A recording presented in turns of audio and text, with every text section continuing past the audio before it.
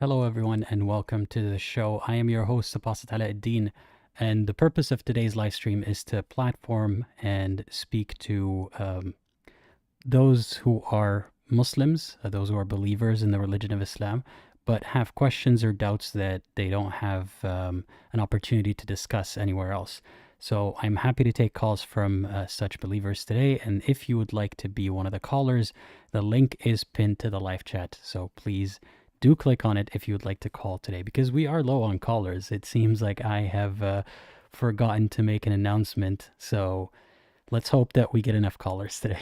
But in the meantime, I'd like to remind you that I recently published a video with Drew, Genetically Modified Skeptic. If you'd like to check it out, check out my community posts. I just made an announcement about it. It was a very fun chat, and I'm looking forward to doing more of them in the future. Leave a suggestion what else you would like to see.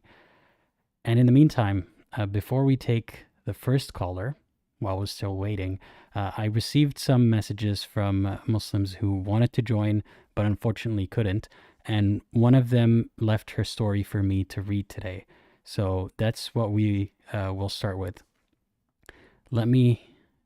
Let's pretend that that is our first caller today. I'm sorry that she couldn't join, but her story will still be told. So let me just put that up on the screen. All right, seems to be working. So let's begin. The story is by a woman called H. Let's just call her that. She says, "Thank you, Aladdin, first and foremost, for agreeing to read this for me. For obvious reasons, which many of you, if not all of you, can understand, it can be hard to call into a show like this. I'm a mother with an incredibly loving husband, and I have wonderful, amazing children who are my life and soul. Life was good, so peaceful and so certain. Everything was planned, how I was going to raise kids, what my aims were in life in general, my beliefs about the after death, etc. I have always been a very moderate Muslim. I love all people. I have no problems with the LGBTQ+, apostates, atheists, etc., and plan to raise my children with Islamic values, but instill my own values of respect for all and love for all. We are a single humanity." So in conclusion to my introduction, basically everything was just fine. I'd go into the flow of life with kids in school and keeping up with their latest hobbies. They keep me so busy, and suddenly the doubts came literally out of the blue.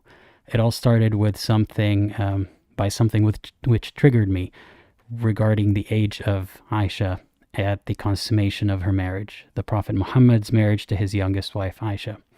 I became triggered so badly and felt so disgusted, so it became a journey to fix that issue.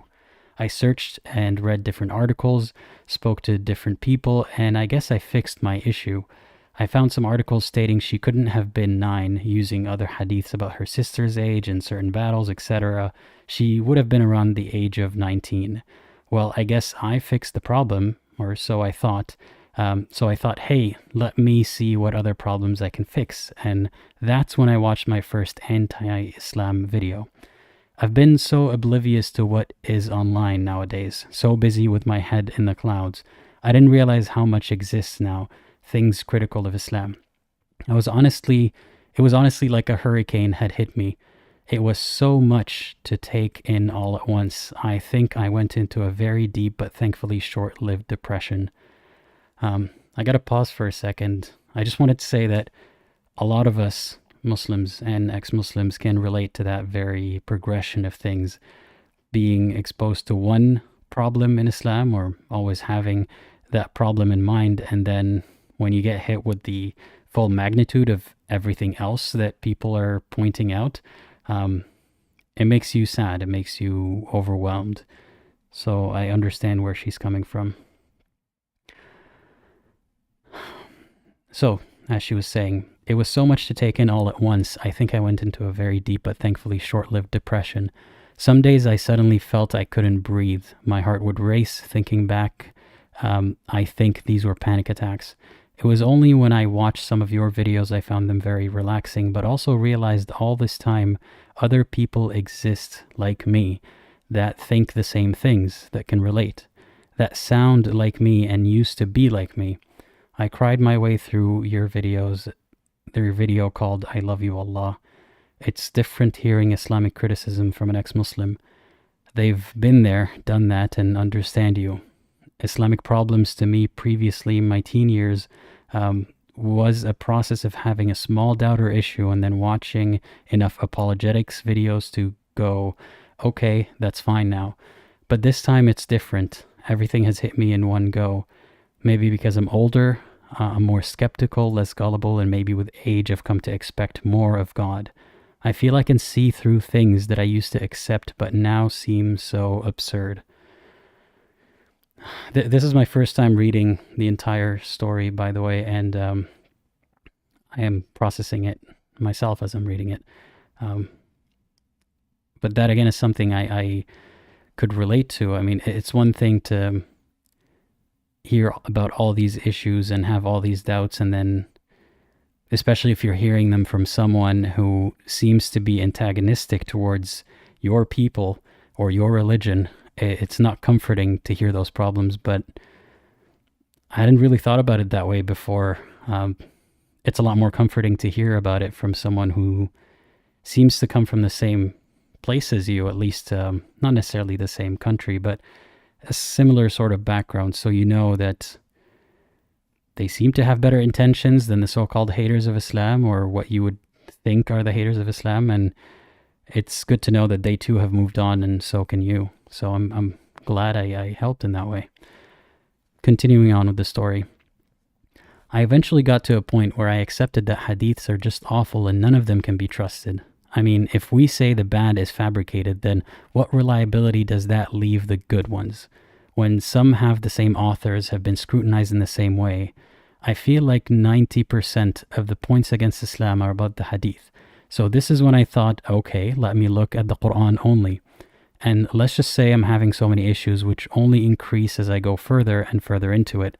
My problems have gone from small issues like misogynistic hadiths, which I could wipe out easily by saying, well, hadiths are fabricated, to much larger issues like theological issues of God and the idea of heaven and hell, free will, predestination. It's exhausting. You get Quran-only Muslims who say, Daraba from verse 434 means hit. Oh no, it doesn't. It has X other possible translations. Right-hand possessions doesn't mean slave. Oh no, it actually does in some verses, but not all of them. And the sun and the moon are not orbiting the earth. That's not what is implied by the Quran. Their answer is, oh yes, it does imply that, but only because of how it looks from a human perspective. Another example is, if you don't go to hell based on your beliefs, even if you're an atheist. Oh, actually, no, you do go to hell if you don't believe in God. This is just a small list of things they disagree on, and I just want to scream, stop, this is too damn hard. Why would God make the Quran in a way that it can't be translated without all of these problems? I mean, they say the Quran has been perfectly preserved. Okay, fine, but has the language? Why can't something that meant X at the time mean X now? Why didn't God protect the language? Couldn't it have been made clear with no ambiguity for all time? To pause here for a second, I think that even though the language has changed, there are a lot of things that are so obviously problematic that God doesn't even need to protect the language from evolving to protect the meaning. God could write it in such a way.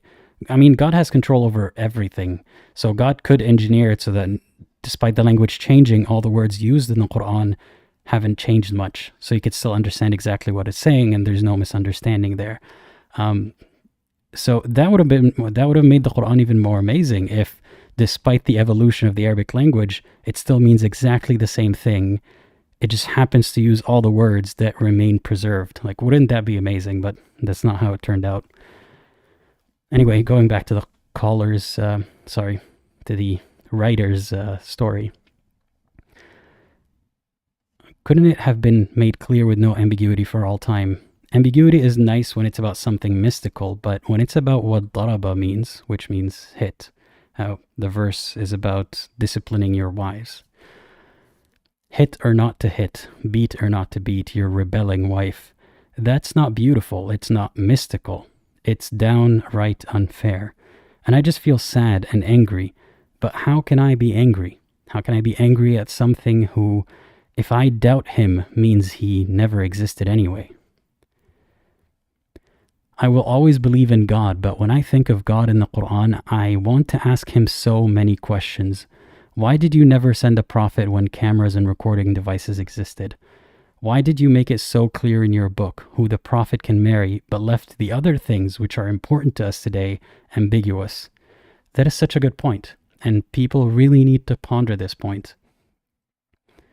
It just happens to be, coincidentally, that a lot of cults also focus on the cult leaders' sexual and marital needs. So why does Islam follow that pattern? Why would you make it sound like the sun and the moon orbit the earth? Would it have been too much to also clearly say that the earth is orbiting the sun? If someone hit their rebelling wife because of your use of a word which can have multiple meanings, and I want to pause here again, it's not necessarily even about rebellion. I mean, what do you consider to be rebellion?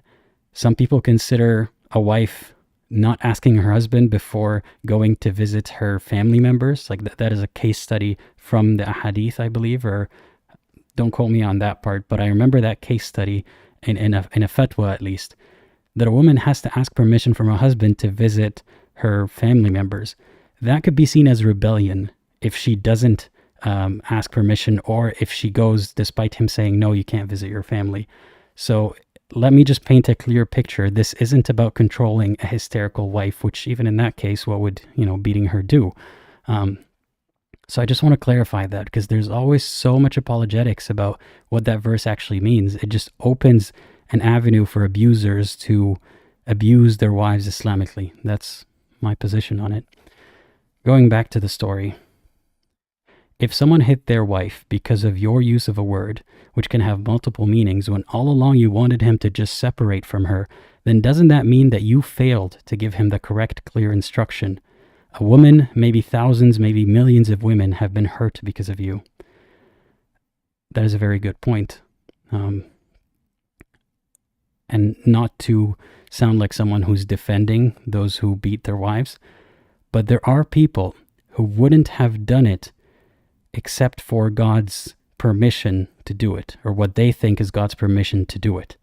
There are people who do bad things explicitly because they think God said this is a good way to resolve the issue. So although a lot of people were going to beat their wives with or without God's permission, there's a non-zero percentage of people who did it because they were guided by the religion to think that this is a good solution. Going back to the story. If hell isn't eternal, why didn't you say it obviously? We play with your words to make it seem like it's not eternal because it wouldn't make you merciful if it was. But why couldn't it have been obvious? People tell me it's because if God made it obvious that hell wasn't eternal, we wouldn't take religion seriously or obey him fully. It's a deterrent. So God is now a trickster? He's tricking me by dangling eternal hell in front of me when he never really meant that? Excuse me. Why would you need to put a fear into me like that? Why couldn't you make me believe in you because of your love and majesty? I would have so many other questions to ask him, but I can't think of everything. There's a whirlwind in my head. Then I think of the God I do believe in, the one who I don't think has revealed scripture to us or guidance in shapes of prophets, and I want to ask him, or it, why have you made us then abandoned us? Or is it abandoning? Am I only thinking of you so negatively this way because all along I believed in a God who left us with a book? Maybe this God has left me with something, my own conscience. But when I tell Muslims that our conscience can be our moral compass, they tell me it's not a valid point because my conscience has been molded by Islam. So many Muslims think that they would be bad people if they weren't Muslim. Why do they think so little of themselves? A comment of mine here. As soon as you start talking about yourself in any way, if you say that I will follow my conscience or my sense of morality, you often get the accusation from other believers that is what Islam warns you of, from worshipping yourself. You're taking yourself as God. But that's not what the storyteller is saying here. I just wanted to give you a heads up that is a recurring response that I hear to anything relating to the self. If you start to highlight yourself, it is an accusation that you're worshiping yourself instead of God. Going back to the story. I just don't know what to think anymore. I've read people who say maybe there is nothing after life, non-existence, like how life was before we were born. And it would have been fine if it was just me, but I have such beautiful children, and when I look at them and imagine just this life being it with them, the idea of that is so incredibly sad. It makes my heart ache. I didn't mind non-existence before I existed, but non-existence after I have existed, it's so cruel. I don't believe that really, but I guess I could still believe in an afterlife if I do doubt Islam. Quranists, as in Quran-only Muslims, will take any doubt, any problem you have and say, well, it never really meant that, or you'll understand it later, it may take years. So I'm supposed to wait years of my life to understand something from my Creator. They mess with your head. At least I feel like that anyway. Any problem that I have, they say, nope, it's not X, it's Y. Then why couldn't it have been obvious? They say even if you don't believe in Islam, even if you don't believe in God, your hereafter is based on your deeds, not your beliefs. That kufr doesn't mean disbelief, and iman doesn't mean belief. Here's one Quranist person online comment about salvation based on deeds only, or beliefs and deeds. Entrance to Jannah, i.e. salvation, is by actions alone, nothing to do with belief whatsoever. In any case, the verses that say, truly those who have faith and do good deeds, etc., are descriptive of that group, not prescriptive as to the conditions for salvation. The prescription is already given. Scales and deeds are weighed. The only people of faith / iman are given good tidings, are those who do good deeds. In fact, those who are mu'mineen are defined as those who do good deeds in a couple of verses.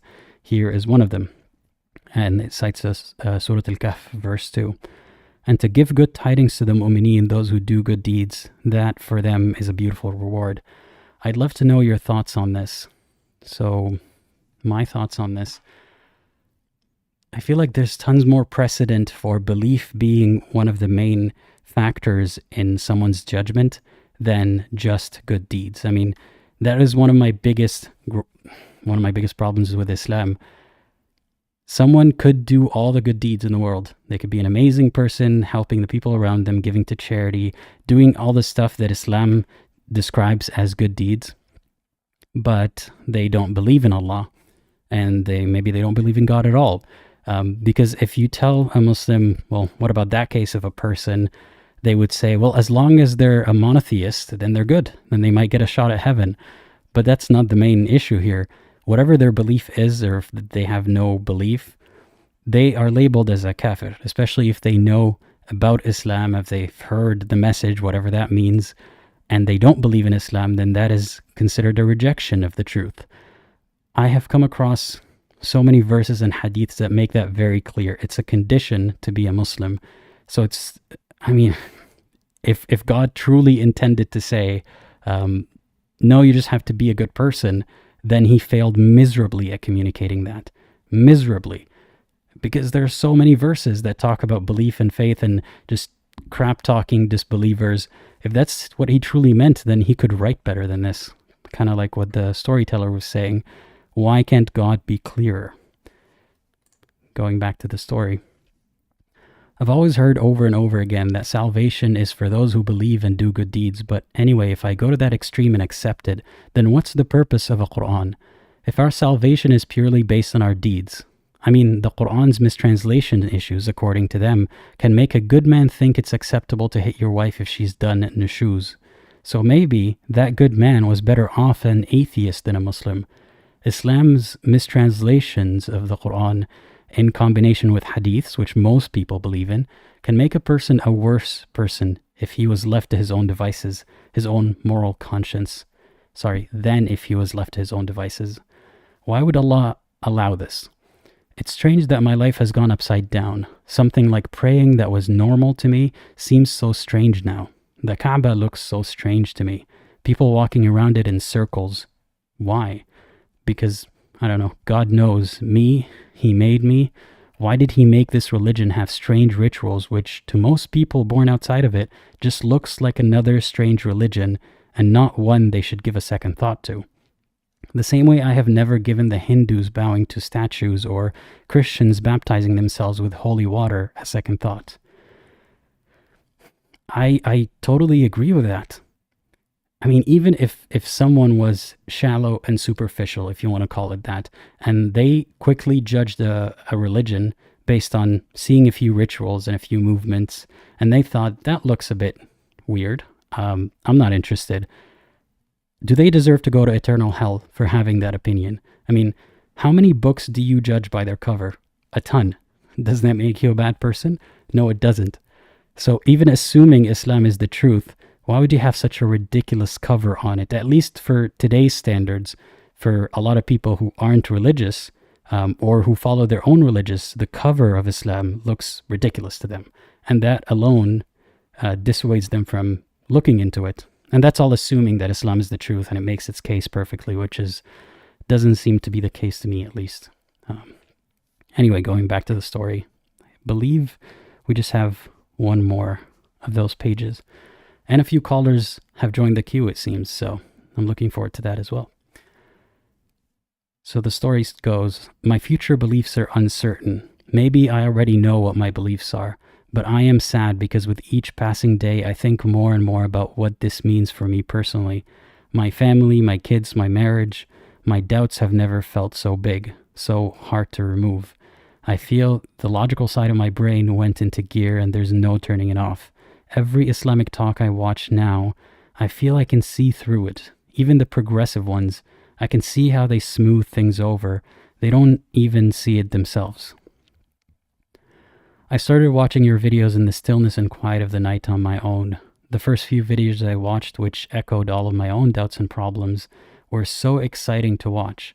Like I wanted to talk to someone about them, but being a doubting Muslim is so lonely.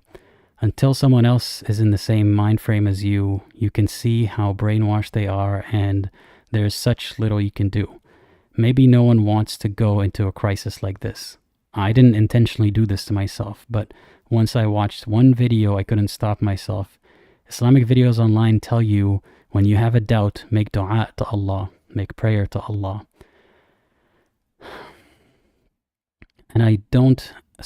Islamic videos online tell you when you have doubt, make prayer to Allah and don't dive into things that will cause you doubt. But if this is the truth, there shouldn't be anything to worry about. It should be bulletproof.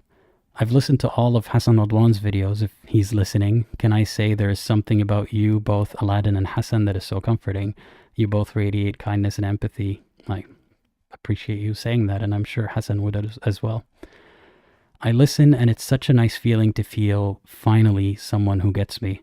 It's thrilling to watch someone say things you haven't dared let yourself think or say in all your life. That is really sad to realize that a lot of people, not just someone, a lot of people are thought policed. You'd feel guilty even having these thoughts, let alone talking about them. So I feel for you, dear writer. But once you've thought it, once you've heard it, you can't unthink it and unhear it. So I guess in regards to my beliefs, I'm living one day at a time at the moment. If I think too far into the future and what may happen, I get scared. Thank you all so much for reading this out for me. It really means a lot. Good night and peace to you all. Thanks again to the writer of this piece. I'm sorry about your struggles, and I know that it can't be easy, especially when the stakes are so high, especially when you have family members and a lot of it has to do with what your next move is. The stability of your life all has to do with how you're going to address your doubts. I'm glad that you're able to find some comfort in finding other people who have the same thoughts, and I hope that you find a balance in your life where you don't necessarily disrupt everything, but at the same time you don't feel so uncomfortable with the way it's going. Hassan Adwan is here, and he has heard your message, and he's saying you should put this in a video on its own. there's so many stories people who have told them themselves and have sent them to me that deserve a video of their own, and I'll do my best to clip them out. I just haven't had the chance to yet. Someone's asking, how can I call? The link is pinned to the live chat, so please check it out and join if you can. Okay, maybe I was mistaken about having other callers. Let me check if we do have other callers ready. It appears like we don't. Okay. We're still waiting on other callers, so if you would like to join, the link is pinned to the live chat. I need to do a better job of promoting these. So the person asking in the comments, are you going to join as a caller? If so, I will wait for you. If not, then I might switch the topic to something else today, I suppose. The topic for today is for questioning Muslims. Not me questioning Muslims. It's Muslims who are questioning their faith and would like to talk about it. So that is the topic for today. And I guess we could also switch it up a little bit if we don't have enough callers. If you're a believer, just call in, even if you're not a doubting believer, and we'll take your call appropriately. I mean, yeah. So invitation is not open for all believers, I suppose, for today. In the meantime, what can I do to keep you all entertained? I'll read some comments in the meantime as we wait for more people to join.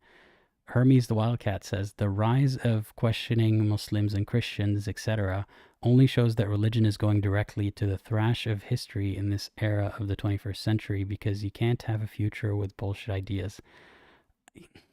I wouldn't word it exactly that way, but yeah, I think that the rise of questioning is really in part due to the ability to question not just the laws that protect free speech, but also the ability to share thoughts so far away with people like halfway across the globe in an instant. That was not a thing in the past. So in the past, your frame of reference was just the people around you, and now it could be anyone in the world. And the more you know, the more that you start to question what you believe. And it also helps humanize people who don't believe the same thing as you. Oh, and people are asking, some viewers are asking for the cat.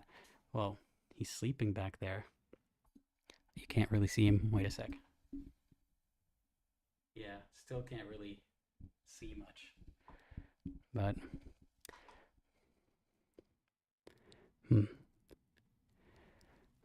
Jerwalk says, was there a point she brought up that meant a great deal to you? So speaking of the previous writer, what does meant a great deal mean? I mean, the whole thing meant a great deal to me. It touches me the most to think of how, like what she said, that she watches some of my videos in the silence of the night. It's really touching and a bit, I don't have the words for it right now, but I am sad to hear that she is so, or feels so alone in this. And I'm happy to hear that she feels a bit less alone because of some of my videos and other people's. But it affected me the most to think about how each and every person who I can reach and those who I can't reach, they have a story, they have a life, they have kids, family. It's easier for some of us who, like for example, I don't have kids with a Muslim person. That would complicate things a lot, and that would really add another layer of difficulty to this. So I really empathize with her. I am really glad that she got to speak her mind. I'm sure that will help her feel better. And in terms of her story, I related to a lot of what she said. Yeah. In the meantime, if you have any comment, if you have any questions while we wait for the next caller, please do leave those in the live chat. And if you are a believer who would like to join today's live stream, link is pinned to the live chat. We have a commenter saying, M is saying, Aladdin and Hassan need to go on speaking tours together. I don't think I qualify as a speaker, but invitation is open to Hassan Alon if he wants to go on tours for speaking. And to remind people who just popped in, we are now taking calls from believers and questioning believers. You know what? Let's open it up even more while we wait for callers. If you are a believer in any religion and you have doubts about it, or even if you don't, you are welcome to call in today.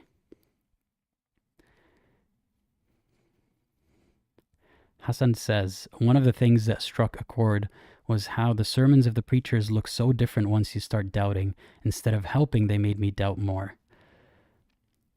I could certainly relate to that. And that's a bias that I have to fight against when I'm trying to be objective about dissecting a video by a preacher, because I'm going into it with a bias that I see the guy dressed like he's dressed, looking the way he looks, and automatically my mind is thinking, remember how this religion is not true? Anyway, let's watch the video, right? And that's not a good way to start viewing the video. So I do my best when I am trying to dissect a video to be objective. But yeah, it's hard to see it the same way that we used to in the past.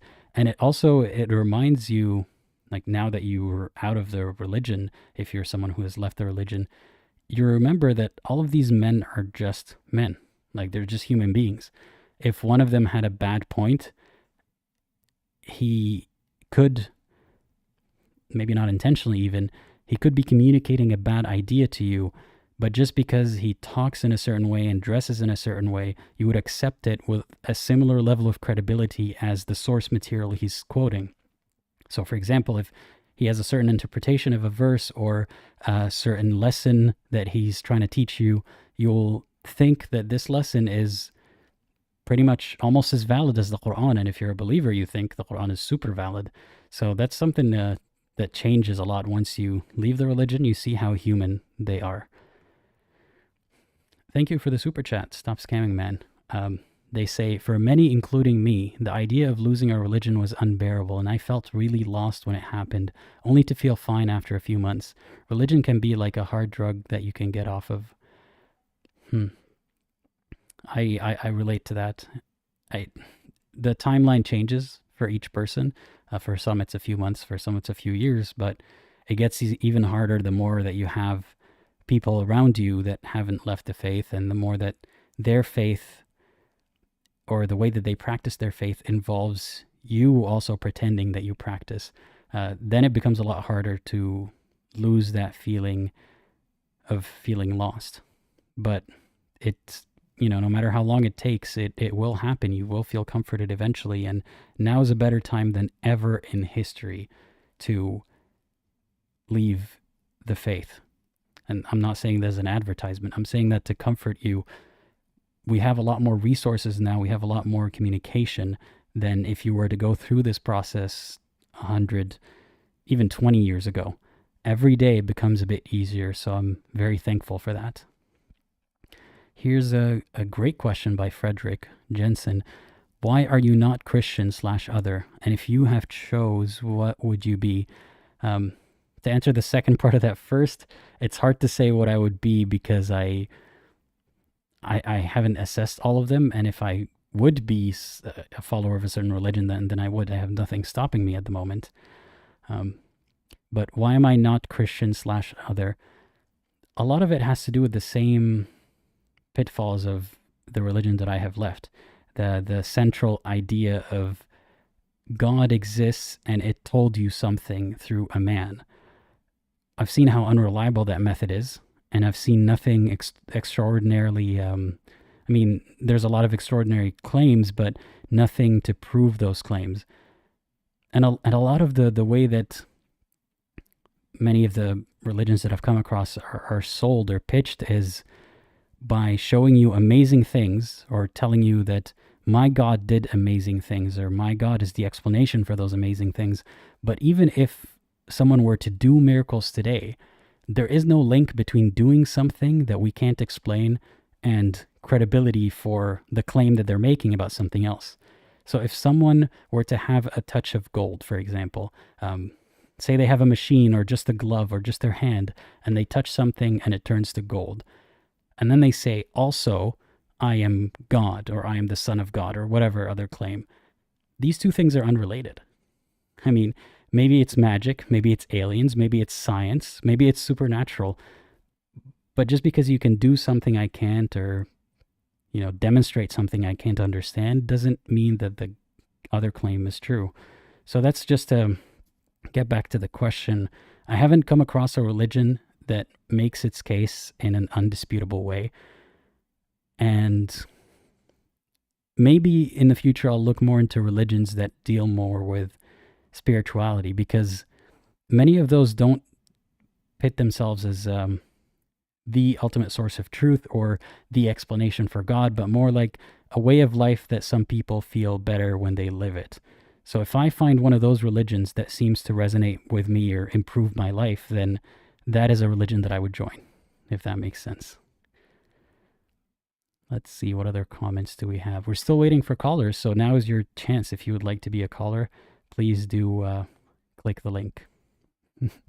One person's interested. I would like to call, but I'm not that good at using Discord. Is it hard? No, it's super easy. If you don't have an account, just create one. And then once you join, I have a few volunteers who will chat with you. First, you answer a math question, and then a few volunteers one of them will chat with you and make sure that you're good to go. And then you'll join the live stream. I will add you to the live stream. So it's super easy. You should look it out. You should try it out. Look it up. Try it out. That's so generous of you. Thank you so much, Nemo, for the super chat. Nemo2 says, I saw you on Drew's channel, Genetically Modified Skeptic, and I wanted to stop by and show my respect and support. By the way, I'm an old white lady ex-Catholic. Blessings to you. Well, thank you so much, Nemo. That's really generous of you. And thank you to all the new followers from Genetically Modified Skeptics channel. I'm sorry that today's live stream has not been super exciting yet, but just stick around. It gets a lot more interesting than this lull that I'm going through right now. Thank you again. I really appreciate the super chat. You guys do not realize how much it helps. Like, everyone who's ever helped me through this channel, you're helping me do this for longer. And without you, I wouldn't be here. So I'm really appreciative. What is next? Come on, give me some spicy comments. Breck says, as someone who grew up as a Christian and left because that stuff is crazy, I have an urge to understand other cultures. What is a good source for your background? What is a good source for learning about Islam? I really don't know how to answer that, because my source is just aggregated over a couple of decades and a half, of being a believer. So one good place to start would be reading the Quran, because I don't know, good is a relative term. But if you start reading the Quran and then start following what every story or every verse has to do with, or what the context is, you will go down rabbit holes, and that's how you can learn about the religion. But I know it can be difficult to sift through all the translations and all the exegesis for context, but that would be one way to do it, without as much bias as listening to one preacher tell you what Islam is. Just open the book, and one byproduct of just reading the Quran in order is you will realize how disordered it is. So, I always recommend read the Quran. And by the way, give the live stream a link if you have a like if you haven't already. That really helps the channel grow. Thanks again. Stop scamming, man. I appreciate the super chat. They say there's a very powerful series on devout Christians deconverting on the channel. Evidence with 3s and instead of E's. In order, the vids are deconversion, losing God, atheism, a new way of seeing God, and atheism definitions. Thanks for the recommendations. I'm sure some Christians might appreciate this. Okay, seems like we have some callers. Great. We have a caller ready to go. Okay, so thanks everyone for sticking with us. If the caller's ready, I'm adding them now. Hey, Ali, how's it going? Say something. You are muted, by the way. That might be the issue.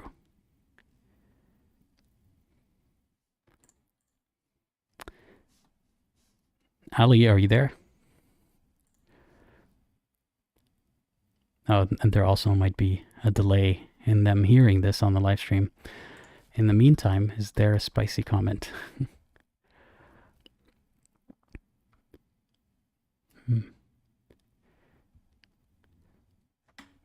The caller is still muted. I'll put timestamps after the live stream is over, by the way, and that way you can skip any moments of silence like these. And apparently there's some pineapple on pizza slander in the chat. I don't condone that. I think pineapple is great on pizza sometimes. I don't know. I change my mind every week. Don't trust me. Hey Ali, are you there? Okay, now you're not muted, but I still can't hear anything. Thank you, Masha, for the encouragement. I appreciate that. Hello? Okay, so it seems like it's not working out with this caller. Man, I got all excited. I'm still waiting for the first caller of the day then. Okay, moderators, let me know if the caller is ready again and we'll try it out. But for the time being, I have removed them from the call.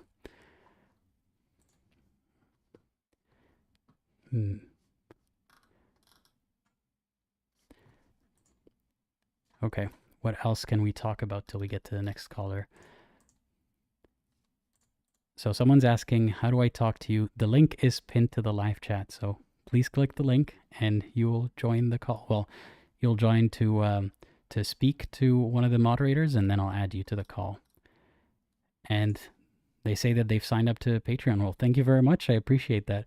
And by the way, to clear out any misconception, if there is one, you don't need to be a patron to join these calls. Anyone can join these calls. But I appreciate your support, and I hope to speak to you soon.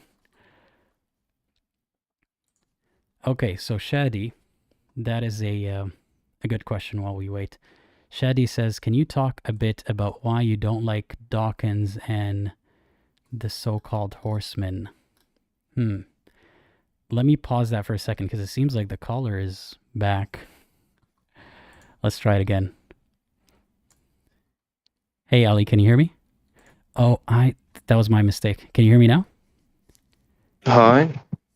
Hey, how's it going? Okay. I'm kind of nervous, and I'm gonna try to be fast because I'm worried someone of my family will arrive soon. Okay. And sorry for my bad English. I'm not very good at speaking English. You're okay. Don't worry about it. Thank you for being here. Tell me a little bit about yourself and why you're calling today. Okay. I'm a questioning Muslim, but I'm Arab from Lebanon.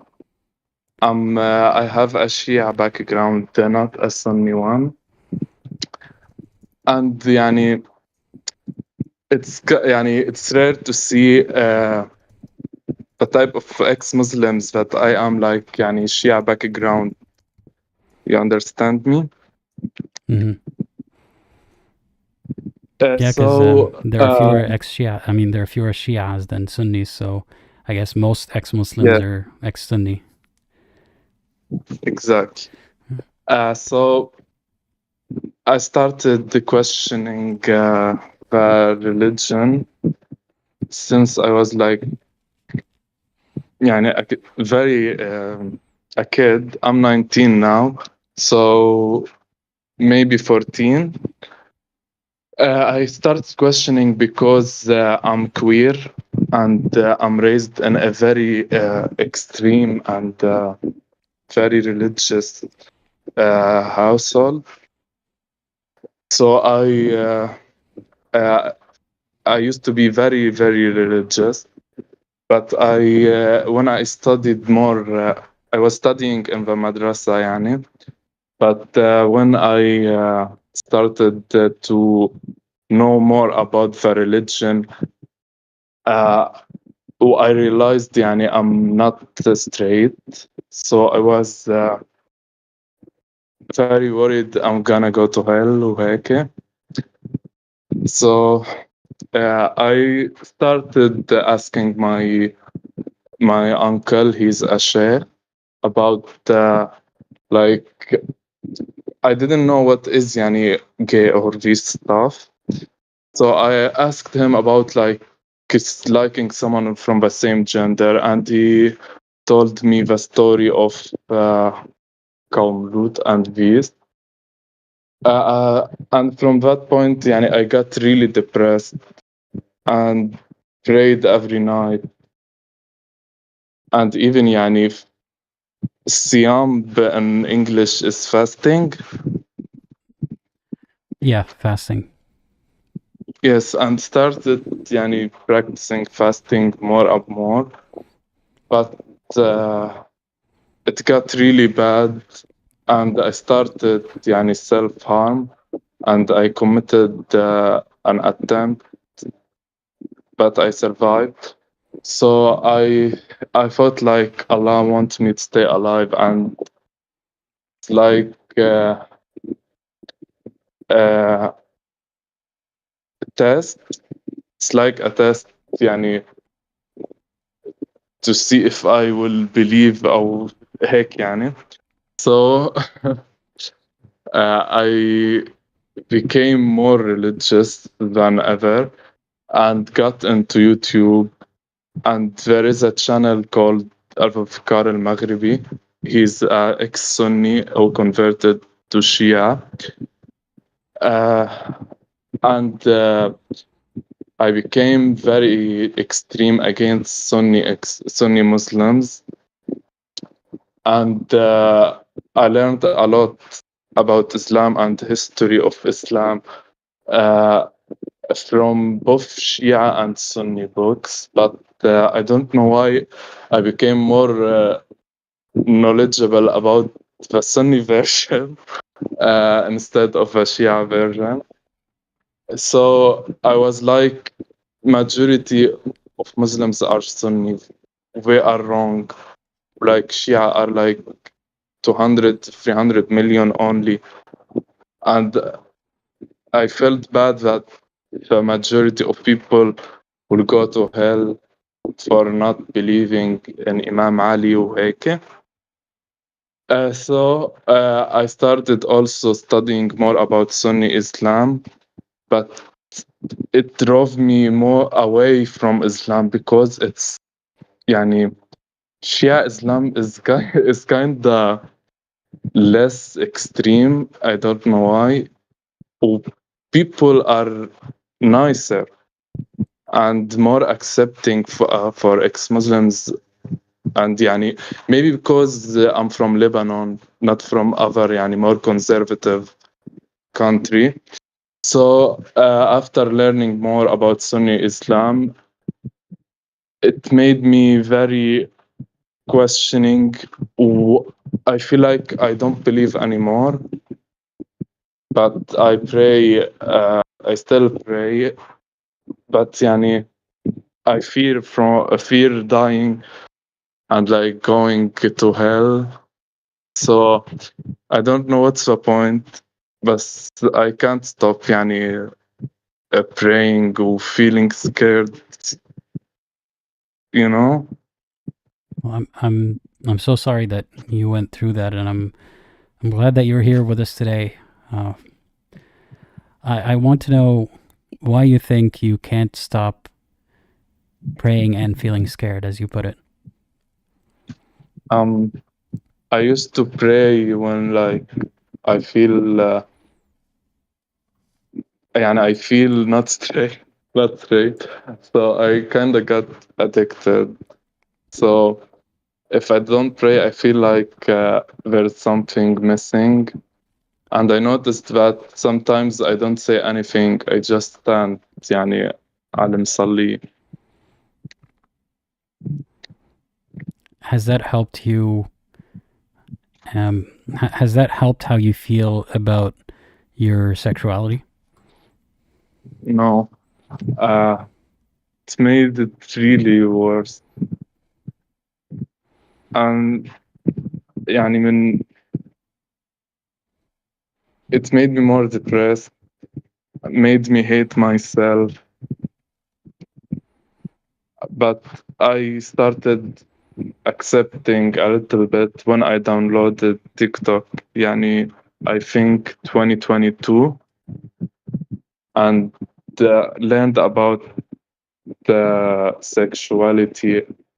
I first thought that يعني I'm alone, and all these kinds of people died back in when Qawm Lut and that. So I learned more, and I'm kind of getting more accepting of myself.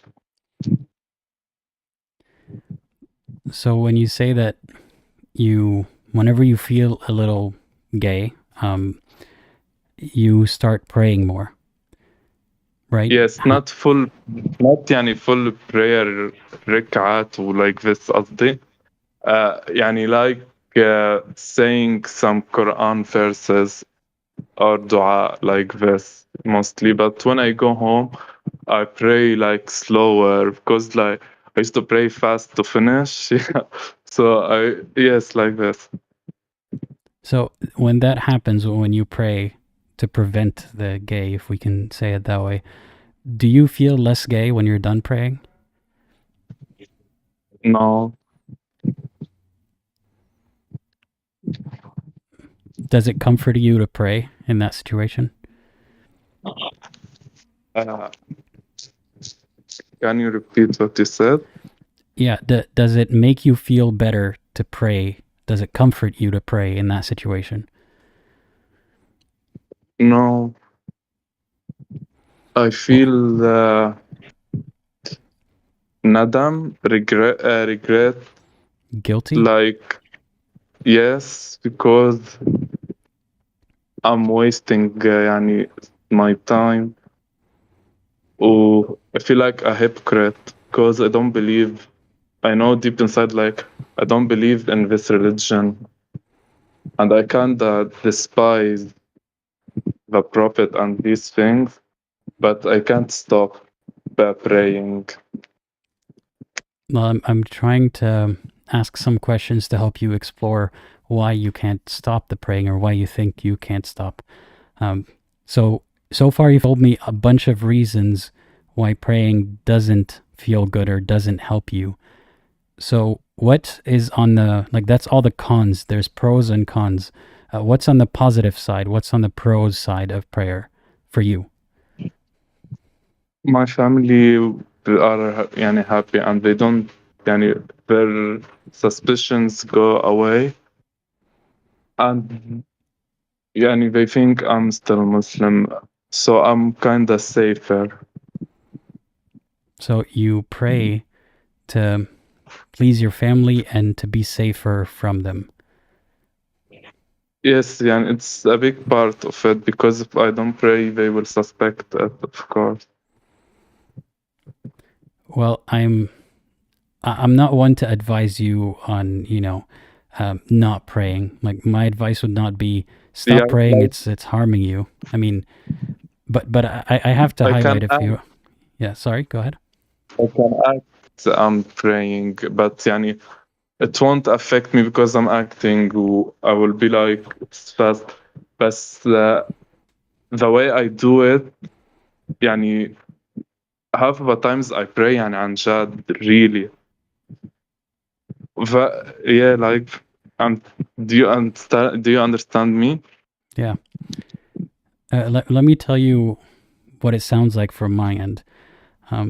It sounds like prayer is another form of self-harm in your life. There are necessary reasons to do it, like you said, for your family to believe that you're still a Muslim. But if that's the case, then why don't you pray only in a way that doesn't harm you? Like how? Like, say if you have to pray just because you don't want your family to find out that you're not Muslim anymore, then only do it in those instances when they're watching or when you need to, keep up the act. But while you're going through the motions, have a mental exercise. Think of something else completely. I don't know, sing a song or start to write a story in your head, whatever keeps your mind off of what you're doing. And that way, the prayer doesn't become about suppressing your sexuality or denying yourself or feeling guilty. It just becomes about surviving in your environment and also using it for feeling better about yourself. So does that suggestion, do you think that's something that you could try out or something that might help? Yes. Thank you for your suggestion. Of course. And I'm so sorry that you're going through this. And I don't know if you noticed the comments. You will if you're rewatching this. A lot of people are telling you that it's okay to be yourself. It's not something that you should feel guilty about. And I mean, I'm sad that when you went to talk to your uncle, I believe, about this, he just reminded you of what God did to the gays in the past. But why do you think, let's talk about that for a second, if you don't mind. Why would God do that to a bunch of gay people that he created? Why would God, was it smash the mountains on them or something like that? Why would he kill them like that? The story, and I understand it also not only like they are homosexuals, LGBT like this. The story also says they are rapists and do all kind of sins. But about that, homosexuality part, I just accepted it because I learned whatever Allah says, we should accept it without doubting it. Because if we doubt it, it's like kufr like this. So, okay, I will try to help you out by pointing out the suspicious parts of that story. So when you went to talk to your uncle about this, you didn't tell him, I have urges to harm someone else or to, commit something horrible or do a crime.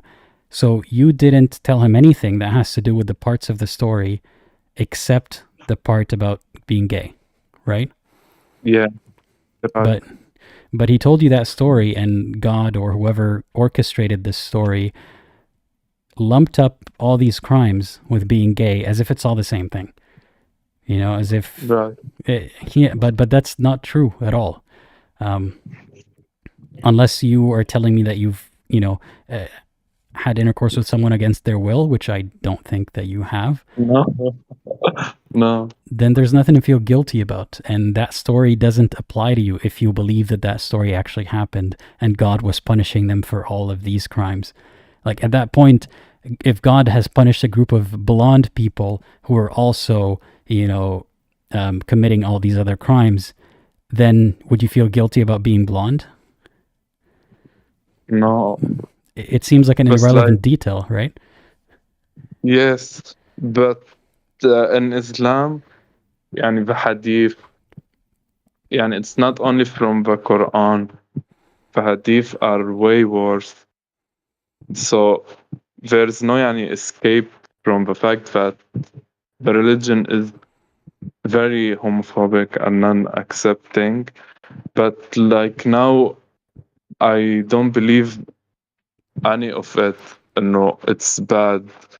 Like there are many species other than humans, but the amount of trauma you get from growing up in such environment, it really harms you and stays with you even if you escape from it.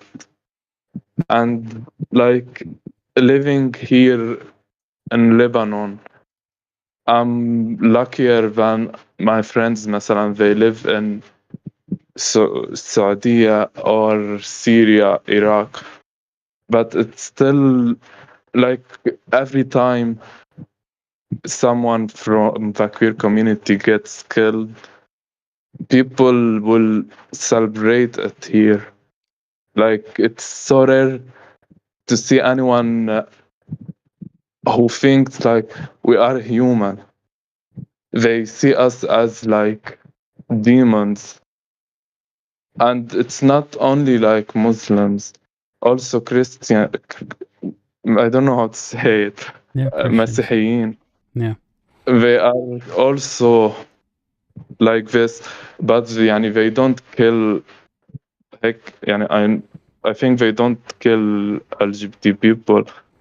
But a few weeks ago, a group of Christians attacked a bar that is queer in Lebanon.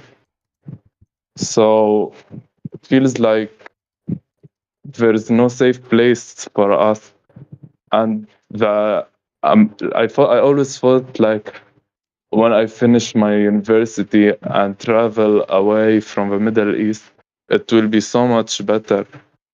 But I see on social media it's becoming so much worse, mainly in USA because of conservative Christians. Like it's only getting worse, and I think like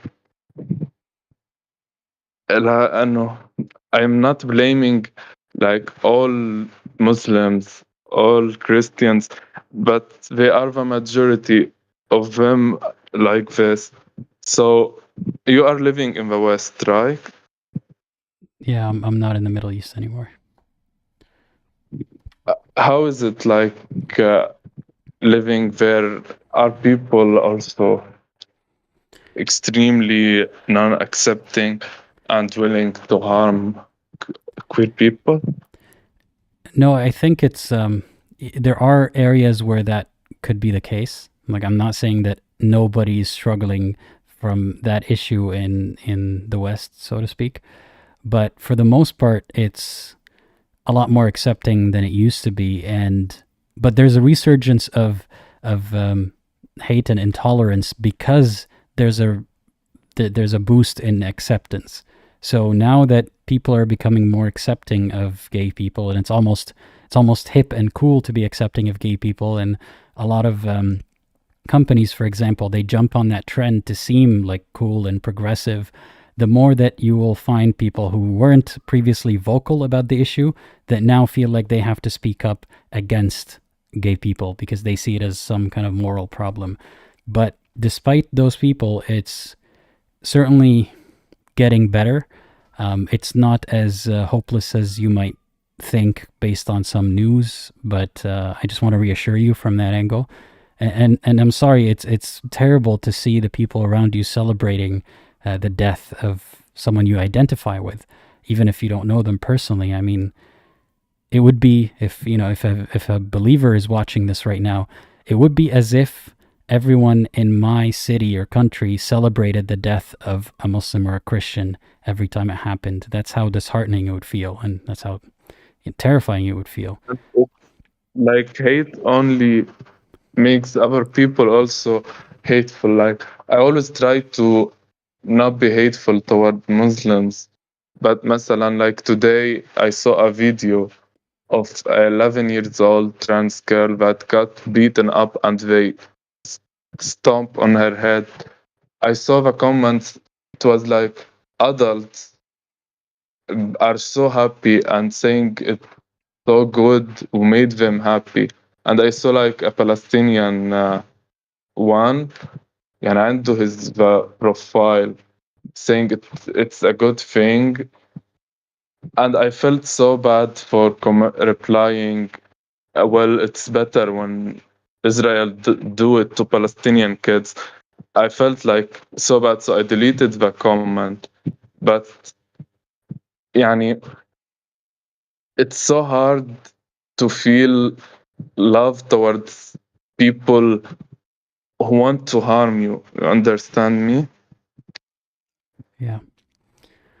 You don't have to feel love towards them. That is a very difficult task. I mean, if you can do it, more power to you, but you just have to not get roped into the same mentality and same behavior. So it's not good to hate them back. And, you know, a lot of people who are faultless, for example, in being a drone strike, like you obviously that's not equivalent or doesn't really fix anything to how to compared to, sorry, I'm stuttering again. It doesn't really fix anything to make you feel better about people who hate you. And I'm sure you know that, like you regretted saying that. But I hear your point. Like when people press you with hate, eventually you will lash out with hate back. It's hard not to do that. You just don't have to love them back. That's a very high bar to set. You just have to not hate them back the same way. That's a bit easier, right? Right. And also, I'm noticing that like people my age are becoming less religious around here. So in my university, several girls that removed hijab, and يعني I have other friends who are also left Islam. يعني I'm trying to know more people who are like me, like ex-Muslims or LGBT. So I'm trying to get away from all the negativity and surround myself with good people and people who are like who share the same experiences with me. So I think this is the main thing I should do. And I stopped my relationships with many previous friends because they are very extreme. And like in my university, it's starting soon. I get so much like hate, and like I'm not out, I'm closed. But I really fear if like someone will tell anything to my family, because my family, they love the religion more than love Allah and the Quran وهيك more than their kids. And my mom told me one day, like I really love my mom. She's the only one, but يعني I love in the family. But she said like if my son is like this, because the news on TV brought some queer people, she said like if my son or daughter is like this, I have no problem killing them in their sleep.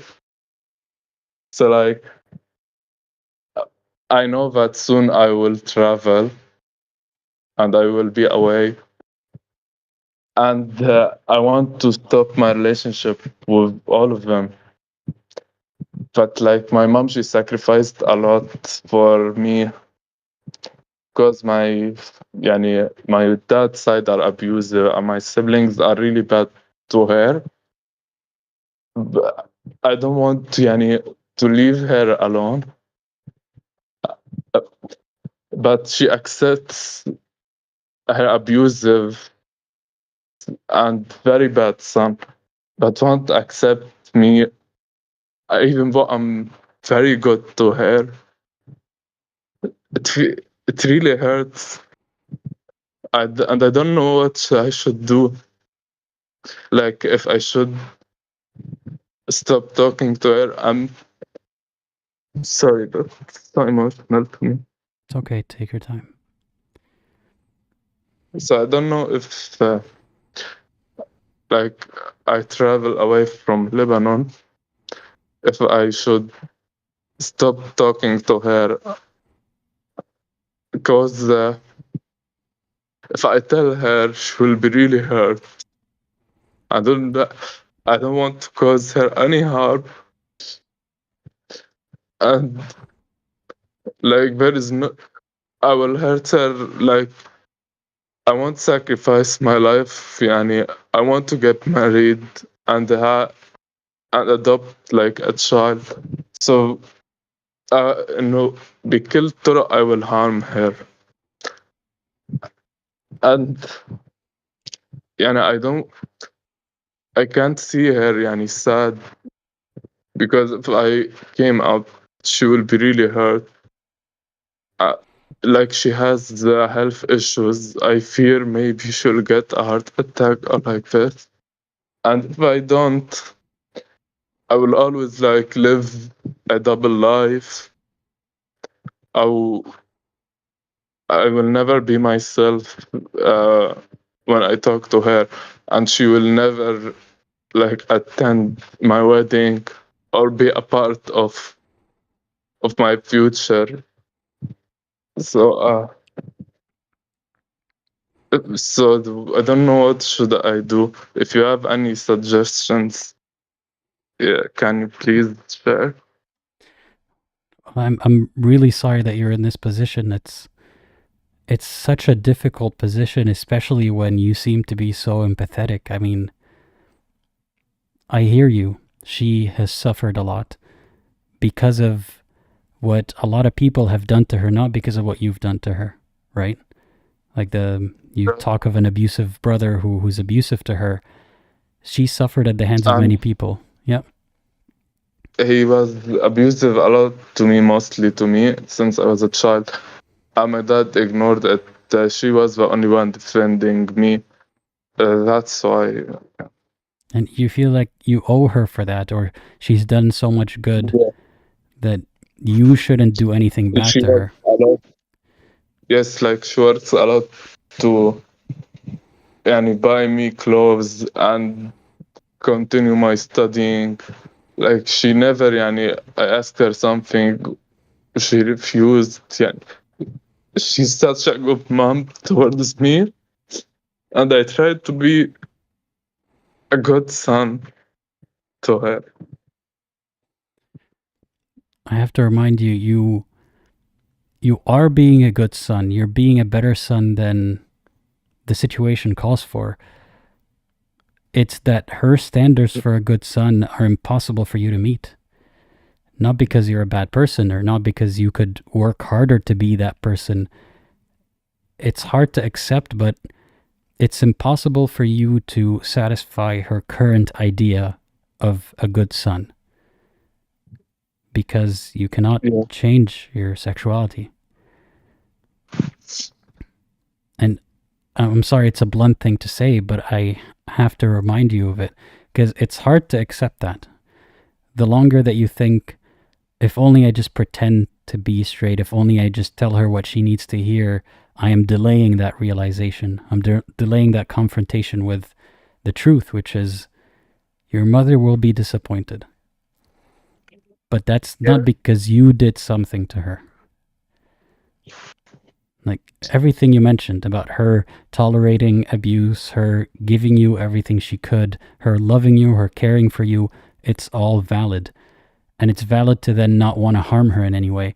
But you are put in an impossible situation. You're not going to rub it in her face to say, look, Mom, I'm gay. I hope this upsets you. You are considering, what can I do to survive when the person that loves me the most, that I love the most in this family, is willing to kill me? And I just want to reassure you for a second. There is a chance she would actually do it, but there's also a chance that she's just saying that because you know how stubborn-headed and I don't know, zealous and proud believers can be about their beliefs, or a certain kind of person can be about their beliefs, especially the hateful ones. And they love to say it out loud, but it may not be true. Like, she may not actually do that. But of course, I'm not saying you should trust that she'll never do that. It's still dangerous, and it's still a sad thing to hear your own mother say it. You need to do... Sorry, go ahead. I have queer relatives, but they got disowned. They live in the West. It's not impossible to get disowned, because 3 of my relatives got disowned, and we know nothing about them, and they never bring them up. Like they are forgotten. And I think I I need to sacrifice something to become the best version of myself. So like I feel when I travel and become independent, I will one day tell her, and it's up to her to accept or not. But I will always يعني, love her. Like,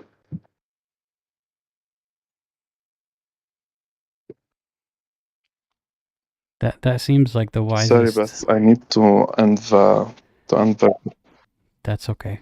Thank you for Yes, I calling. need to end the call. Yeah. That's fine. Take care. Bye. Sorry to end so abruptly. I certainly didn't want to kick the caller off the call, but for when he's watching afterwards, I just wanted to say I'm so sorry that you're going through that. It's not easy. You're backed into a very difficult situation where the lowest damage thing that you can do is still feels like you're causing some damage to your mother, but you're not causing that damage. If your mother is so negatively affected by the news that you are not straight or that you are not Shia anymore, that's because of her upbringing and her environment and her circumstances in life. And that's not even to lay blame on her. And I'm not saying it's her fault. She should just suck it up. It really is a difficult situation for everyone involved. It's almost, for some people, it's almost impossible not to think the way they do. But you need to focus on what is best for you, and at the same time, what is going to harm your family the least. But that shouldn't be your priority, because whatever you do, it's going to be disappointing to your mother that you're not the straight Shia son that she wanted. Just look out for yourself first and foremost. Don't rush anything. Make sure that you're safe. Don't come out to anybody that you're worried might out you. Be very careful about who you trust. And I'm sorry, it's a lot of work to be this paranoid. I understand that. And as soon as you can gain some independence and be in a more stable situation further away from the danger, that's when your life can progress more naturally. That's when you can stop worrying about what your family might or might not do and just live your life. And when the time is right, you can tell them whatever you want to tell them. Or you could even not tell them anything and just walk away. You need to do whatever is best for you, and whatever you decide, it's not your fault. The way that they react to it is not your fault. You can't single-handedly undo their entire lives, and you can't untangle their mentality and fix it. So just look out for yourself, and we're all rooting for you, and thank you for having the courage and vulnerability to talk about it today. There are a lot of people listening, I am certain, who are in that situation right now, or will be in that situation, or have been in that situation, and it's good to know they're not alone. And I really, truly wish you the best. And I hope we hear from you again. I hope you get to watch this when you come back. And one more thing, a chat from, let me see, from Stop Scamming Man again. Thanks for the super chat. In relation to the last caller, he was saying, Ali, you needn't fear hell. It's a late addition to the Abrahamic faith, originally known as Gehenna Valley of Hinnom. The New Testament academic Bart Ehrman, YouTube channel of the same name, details such. I do recommend that you check this out. I wanted to highlight it, but the chat, we started talking about something else. I think most of Ali's fears stem from real life dangers, not afterlife dangers, but I know there must be a component of hellfire fear that still exists. Please do watch that. And I made a video. I made 2 videos about hell. One about my experience with the Islamic hell, and another about, I believe it was 10 things to help you get over your fear of hell. I highly recommend that you watch those as a starting point. Because if that is a component, the fear of hell, then get rid of it when you realize that because of mistranslation, hell made its way into Christianity and then made its way into Islam. So it's not even a real place. I mean, even without that, there's a lot of reason to think hell doesn't exist. So thank you for the suggestion to the commenter. Okay, we still have another caller, and we're still taking new callers. So if you'd like to join, please do click the link. To highlight this comment from Bungee Jumper. People have no idea how lucky we are to have been born in certain countries and not have these exact worries. And I highlight this not to tell people to feel guilty about their privilege. You know, if you were born in a country where the story would have turned very differently for you, don't feel guilty for that privilege. Just remember, if you can do something to help someone in need, please do so. Even if it's not necessarily to help someone in the same exact situation, as long as you're doing good, as long as you're using your privilege in a way that helps others, that should be enough. So, taking the next caller, Muzzfuzz, I hope that you're ready, because I'm adding you right now. Hey, can you hear me? Hello? Hi, can you mute the live stream for a second? Because I'm hearing a bit of an echo. Yeah. Yep. All right, how's it going? Hello? Yeah, hi. Good, man. I'm just listening to the stream. Yeah, there's a bit of a delay there. Welcome to the live stream. Tell me a little bit about yourself and why you're calling today. We already spoke just a little while ago. Okay. Can you please With the remind guy me? from London, Okay. from the UK, the agnostic, confused Muslim guy from London. Okay. And who am I talking to now? It's Aladdin. We are on the stream. Sorry. Yeah. Sorry, I didn't know I was going to be put through. Sorry, Aladdin. No worries. You thought you were talking to one of the moderators? Yes, I did. That's okay. Sorry if I haven't clarified that. Yeah, we're on the stream right now. First of all, it's very lovely to speak to you in person. I've just started to consume your content within the last month, and it's been fascinating. But I just want to really. Oh, I hear my voice. No problem. I just wanted to. Can you hear me? Yeah, I can. I just wanted to ask you a question, which I've been wrestling with. The first question was, do you think that Islam would be more attractive, or would be more kind of amenable to people's sentiment, in terms of their search for a divine, being without the hadith? Without the hadith, would Islam be more attractive? Yeah. Well, I'm still curious about your beliefs, but I will answer that question first. I think to some degree, maybe, but without the hadith, Islam would make a lot less sense. I mean, the Quran would make a lot less sense. If we were to eliminate like the hadith, and I'm assuming also the seerah, so any secondary sources, right, aside from the Quran, is that what you mean? Yeah. Yeah, so if we're just taking the Quran in its Arabic language, I don't know which variation of it, but any of them, that on its own, there would be a lot of, wait, what now? What are you talking about? What's this verse about? It wouldn't make a lot of sense. So I have no idea if then there would be enough mysticism and enough made up lore to fill in these gaps or not to make it attractive. It would certainly remove a lot of problematic things, but there's still enough in the Quran alone for someone to find reason to not believe. Or let's rephrase that. There's not enough in the Quran to find reason to believe to begin with. So that issue still stands. So yeah, I think it would make it a lot more difficult to understand what the verses are referring to. And I don't know if that would make it easier or more attractive or not for a new coming believer or a potential believer?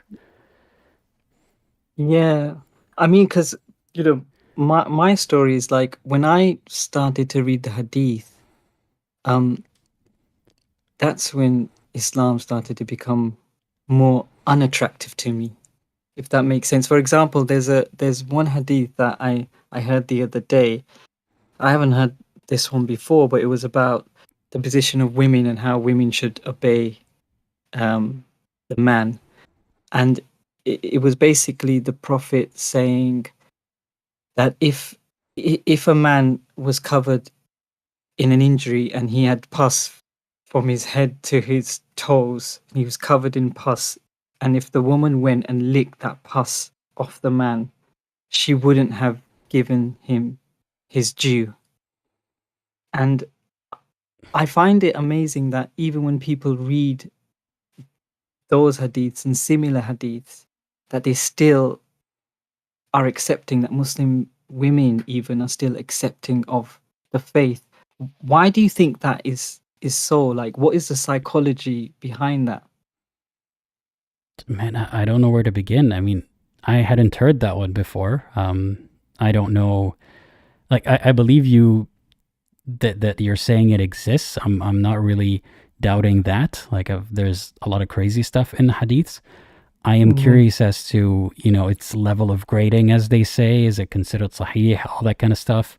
But just the fact that one of the hadith collectors heard it and thought it was worthy of writing down, like to some extent, there's some credibility there, is baffling.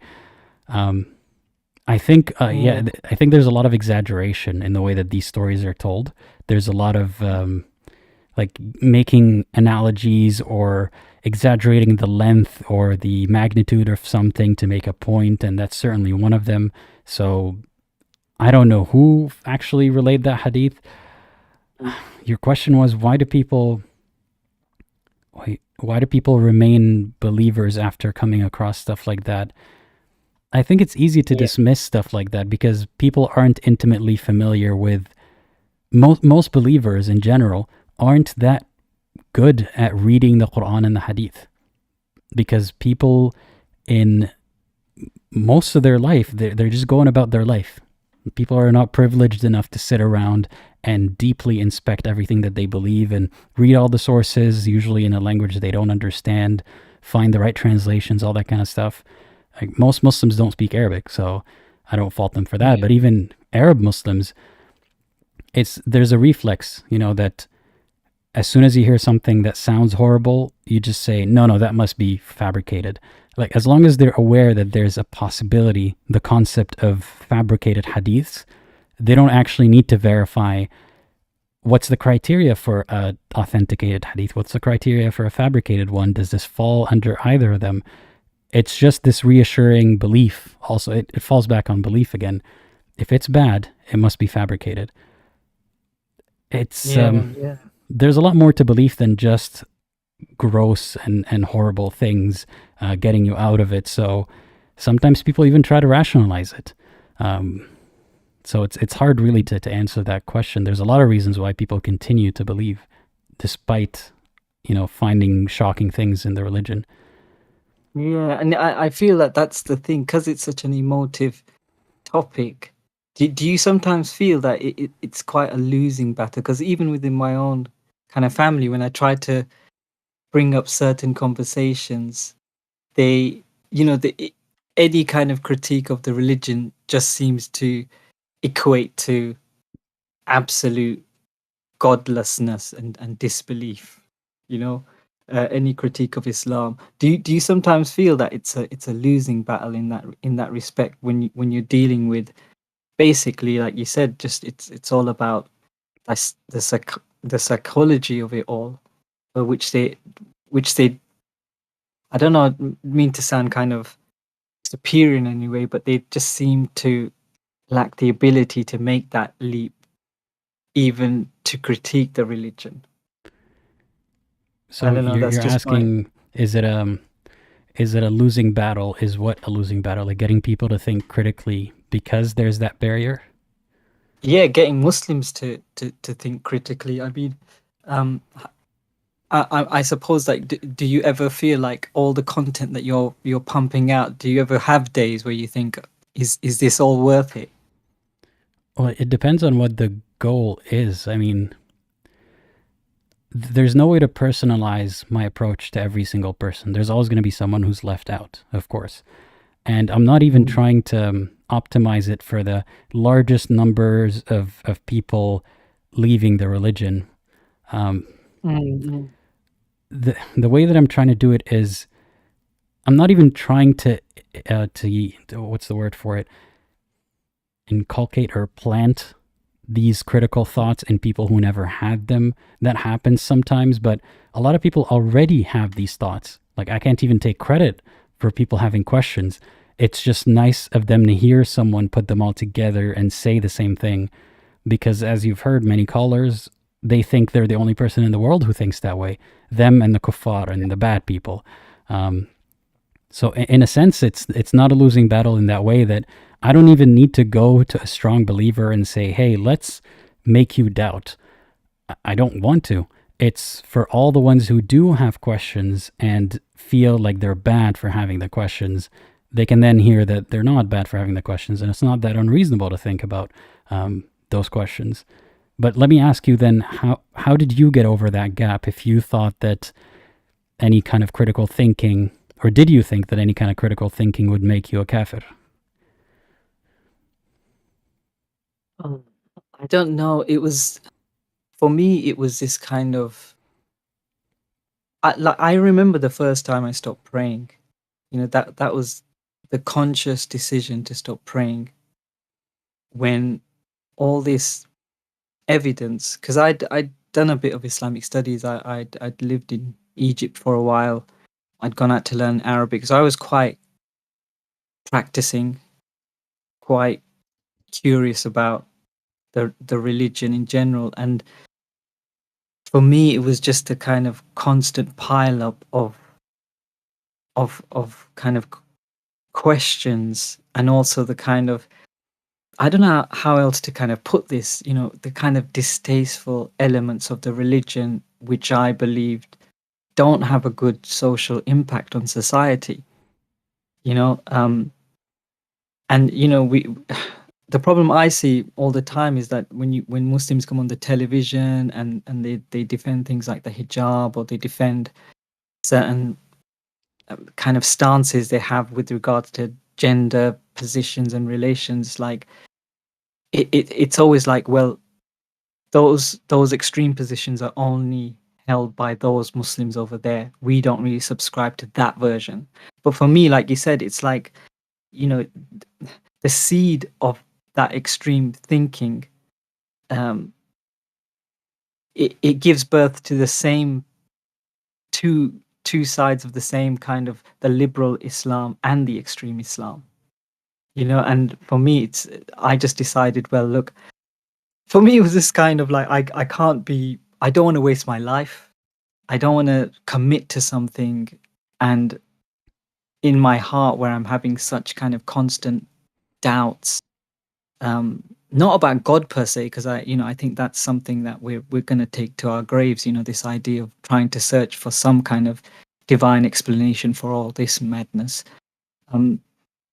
But for me, it was like, okay, I can't. It's exhausting. You know, it's quite exhausting being a Muslim as well, and following all those edicts. And then if you've got a niggling semblance of doubt, then you kind of just throw your hands in the air, and you think, okay, there's a fork in the road now, and I've got to decide whether I'm going to be fully in or not fully in.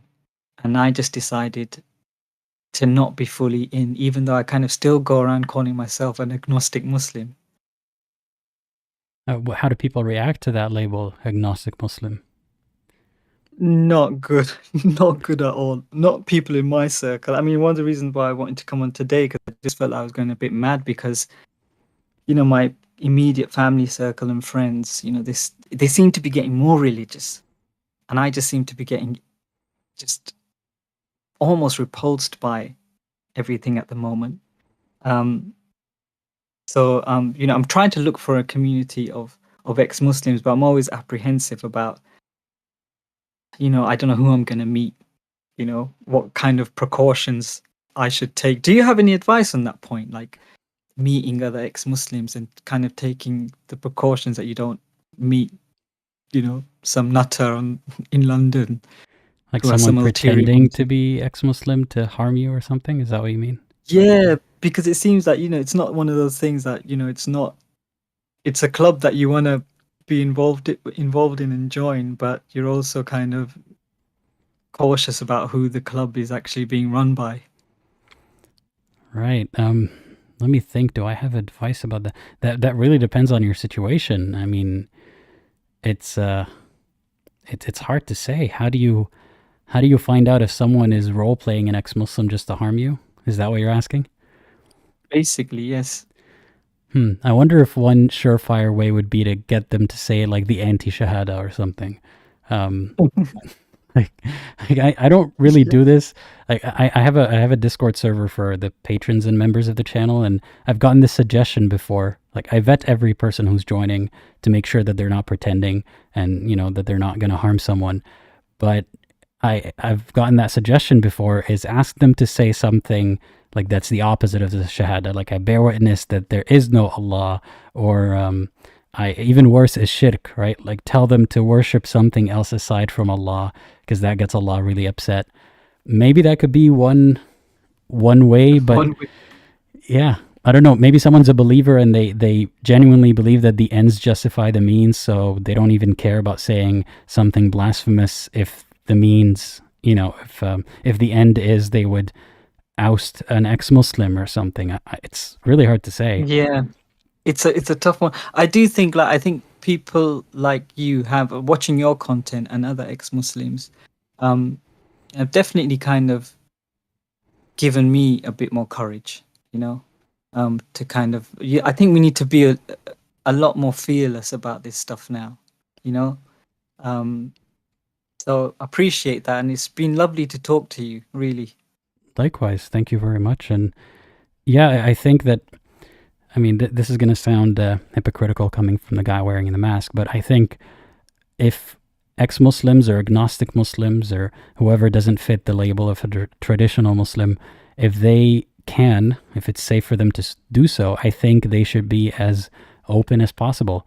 I'm not saying every ex-Muslim needs to start a channel or start talking on social media about their religion, but or lack thereof, but I want us to be more open about it so that it's normal. So that, say you're a group of people, some Christians, some Muslims, some atheists, and a new Muslim joins, and like you openly profess in the appropriate situation, like, I'm not a believer anymore. It might be easier for them to accept that in a group setting than if they just hear about those cases, on YouTube. So we all need to do our part. Yeah, and it's kind of like it's distracting us from. I sometimes feel like with all kind of the internet Muslims and the da'is and everything, the search for God has kind of been abandoned for the legalities of the religion, in a sense, and that's just sad on a human level, because I do think religions did start off as this kind of creative, kind of interaction with one's own existence and trying to understand it. And it's just sad that we're limited, in a sense, in that way, to kind of go off and be a bit more kind of bold in trying to understand the divine, if there is Is such that a something thing, that you're doing? Yeah, I spent a lot of time before I became actually, quite staunchly Muslim. I did spend. I was raised in a Muslim family, and then my father died, and I think a lot of religion, especially Islam, this fixation on death. Like, I hate Islamic funerals. I think they're awful because it's never about the person who's died. It's just another khutbah about death in general. I just find them a bit kind of detached and a bit lacking compassion. But I kind of explored a lot of religions. I've got a master's in the study of religions. Like I said, I went out to study Arabic. So I was trying to kind of, understand all of the religions. But then I kind of got involved in a group that was kind of just made me think that this is the only truth, you know? And I think that's when your world becomes really narrow, when you start to believe like this is the only truth out there. I do feel like, you know, one day we could kind of excavate all these traditions that humanity has participated in the hope that we could come up with something, you know, that we could all in our own way get on board with. But that's been my journey so far, and I still think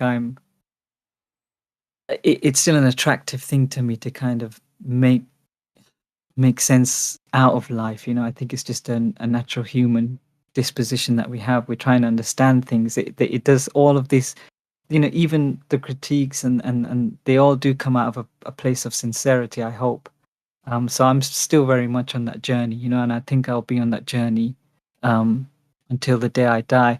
And I my advice would be that don't let the whole kind of your experience with Islam or any other kind of rigid religion put you off your own personal search, you know, because it's such a natural human inclination to want to connect with something that's larger than oneself.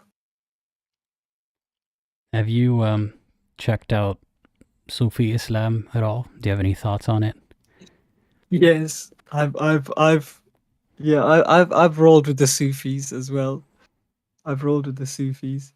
I find that an interesting, because I always feel like oftentimes when I've met converts, reverts to Islam, or whatever you want to call them, they have their fundamentalist kind of phase, and then they'll kind of soften into Sufism. I found that with a lot of the people that I was hanging around with, and then they become kind of, you know, kind of softer Muslims who are all about spirituality. It's quite harmless in a sense, but it still didn't. It didn't kind of chime with me in the end, really. I got into. I don't know if you've ever heard of perennialism. Perennial thought. Well, perennial thought is actually kind of started with Aldous Huxley, and he wrote this book called The Perennial Philosophy. And a lot of Muslim scholars, like Martin Lings and all these other people, they were kind of part of this perennial school of thought. And the whole idea was that the metaphor they gave was that religion is like a mountain, and the top of that mountain is the truth. But if you're standing at the summit of the mountain, if you're different people of different faiths standing at the foot of that mountain looking up, your view might be obscured by a cloud or a tree or some rocks, and hence your perception of the truth will be obscured by your own cultural leanings, but you're all still trying to get to that truth with a capital T. So what the perennial philosophers used to do was just take the best from all the religious traditions, and so yeah, if you're interested in that kind of thought, and then I thought, well, that's quite good. That's quite a natural human approach to the whole search for the divine. So I think that's what I'm gonna try and go back to in terms of the study of it all. You know, the historical kind of aspect of the divine search. You know, I think can reveal quite a bit. So, but you know, hitching my wagon to one religion, I can't do that anymore. I have two questions for you, if you don't mind. No problem. I hope I'm not taking up the No, live. you're okay. But thank you for that. Well, first question is kind of unrelated.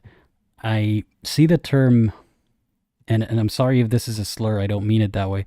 The term Muzzfuzz online, like similar to how you write your screen name. Is that a slur to you? No. That's no slur.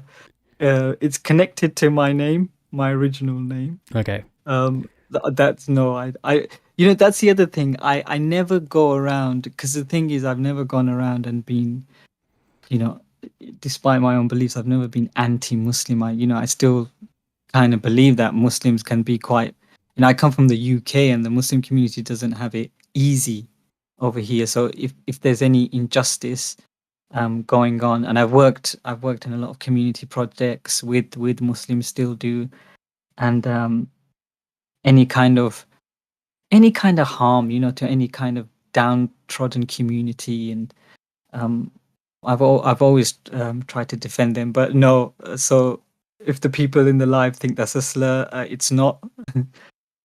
Okay, thanks for the clarification. And is that word a No problem. slur? Thank you for bringing that up, because I didn't even notice that. Yeah, I mean, I've seen some Muslims use it, and I've seen it used to ridicule Muslims. So I want to know, like, would you consider that word a slur? Like, No. it's a play on And Muslim, right? it's not a play. Yeah, that, I mean, Muzz, I think when people call, refer to the Muzzies, I've heard that as well. You're Mhm. right. I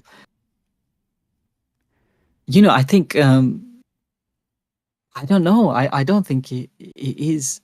I do think we're just a bit too soft. One of the discourses we have here a lot of the time in the UK is this term Islamophobia, and it's always this idea that people always put the charge of Islamophobia across as a way to shut down any critique of Islam. So there's that there. I don't think it's it's not an offensive term to me, because even though I don't align myself to the faith, people look at me as someone who's from an ethnic background, and they'll assume that I'm Muslim anyway. And if they use that slur in that context, then it would obviously be offensive. And the other thing is, I just think one thing I love about your content is this whole comedic aspect as well. I think we need to have, one of the ways you can defeat the more kind of the dieis on the internet and stuff, the kind of, is through humor, is through, because I think people soften up a bit when you do employ humor as a device to critique something. It's far more effective. Well, I And hope there's a so. fine line between that. Yeah, no, because Yeah. I think you strike a fine line, because it's not, there's a fine line, because you could outright just be mocking, right? Or you could do a parody. Like, I see your videos are really a parody of the stories that are within the Quran. Like, I watched one of the the series you did on Abraham and his son, which I thought was great. But I think we need more of that. I think the shouting matches don't really get us too far when we're trying to get our point across. Do you think that? I mean, I agree with you on humor, and that's why I use it. But do you think that it's also a barrier because it is inherently offensive to depict any of the characters, especially the Prophet? Yeah, I mean, this is a problem, isn't it? I mean, I don't know how this is what I mean. I mean, how do we? We're so, even though we're critical, we're so kind of limited by our critique through this expectation of violence, almost. If I can say that. I mean, like, we do kind of bite our tongues and limit our creative critiques of the religion because we fear a backlash, and the thing we have in the UK, we have this whole history of the satanic verses. And I remember when I was growing up, in, we were from that region in the UK, and I remember sayings that would say that, say what you want about God, but don't you dare say anything bad about the Prophet. That's where the line is drawn, and it just seems such an absurdity, because prophets are, in the end, replaceable, as we see even through religion. But the idea of that you cannot mock a human figure, but rather just go full out with the actual divine creator, the divine being itself. It just, there's these absurdities and contradictions and silly offenses, that just never make sense to me. That is when you think about it, it's odd that people would be offended on behalf of, the Prophet, but not Allah. Isn't that almost deifying the Prophet? There is this whole, you know, this is the thing with. I'll talk about my own mother. Okay, for example, my mom, she's illiterate. Okay, she doesn't really know religion too well. She kind of never really learned. She only learned the Quran when she kind of moved to England. She was taught by our next door neighbor. But even she says some hilarious things to me sometimes. Like, I can remember once when I left the Quran opened, and I went to get a glass of water or something, and she said to me, "Oh, you should always close the Quran." I said, "Why, Mum?" She goes, "Because if you don't close the Quran, then Iblis reads it." And then I was like, well, "Mum, why would Iblis be reading the Quran?" I mean, may Allah send hidayah to Iblis. Why are we holding that against him? It's like, it's the last book he wants to read. There's so many others he could enjoy. But yeah, it's just I think you've got to have some humor to it all. But then that reminds me of wait, before we move on to the violence, on the humor, same sentiment. If you don't finish your food, or sorry, if you don't say Bismillah before you eat your food, then Iblis will eat with you, or something like that. And I used to think, first of all, the food is not decreasing in mass. So as long as I'm full and he's full, then good for him. Like I like sharing, so. You've done a good deed. Exactly. So you would get hasanat from not saying Bismillah. Isn't that paradoxical? It is paradoxical. I mean, you could see a funny sketch in there somewhere with, Iblis reading the Quran and then being, "Oh my God, is that what he's angry about?" I don't want to say it because I was actually thinking about making that into a sketch, but now you said it. No, you take it and run with it. But like Iblis could be reading the Quran and be like, "What the hell? I didn't do any of this. What are you talking about?" Or like, yeah, this is fiction. He'd be like, "This is fiction."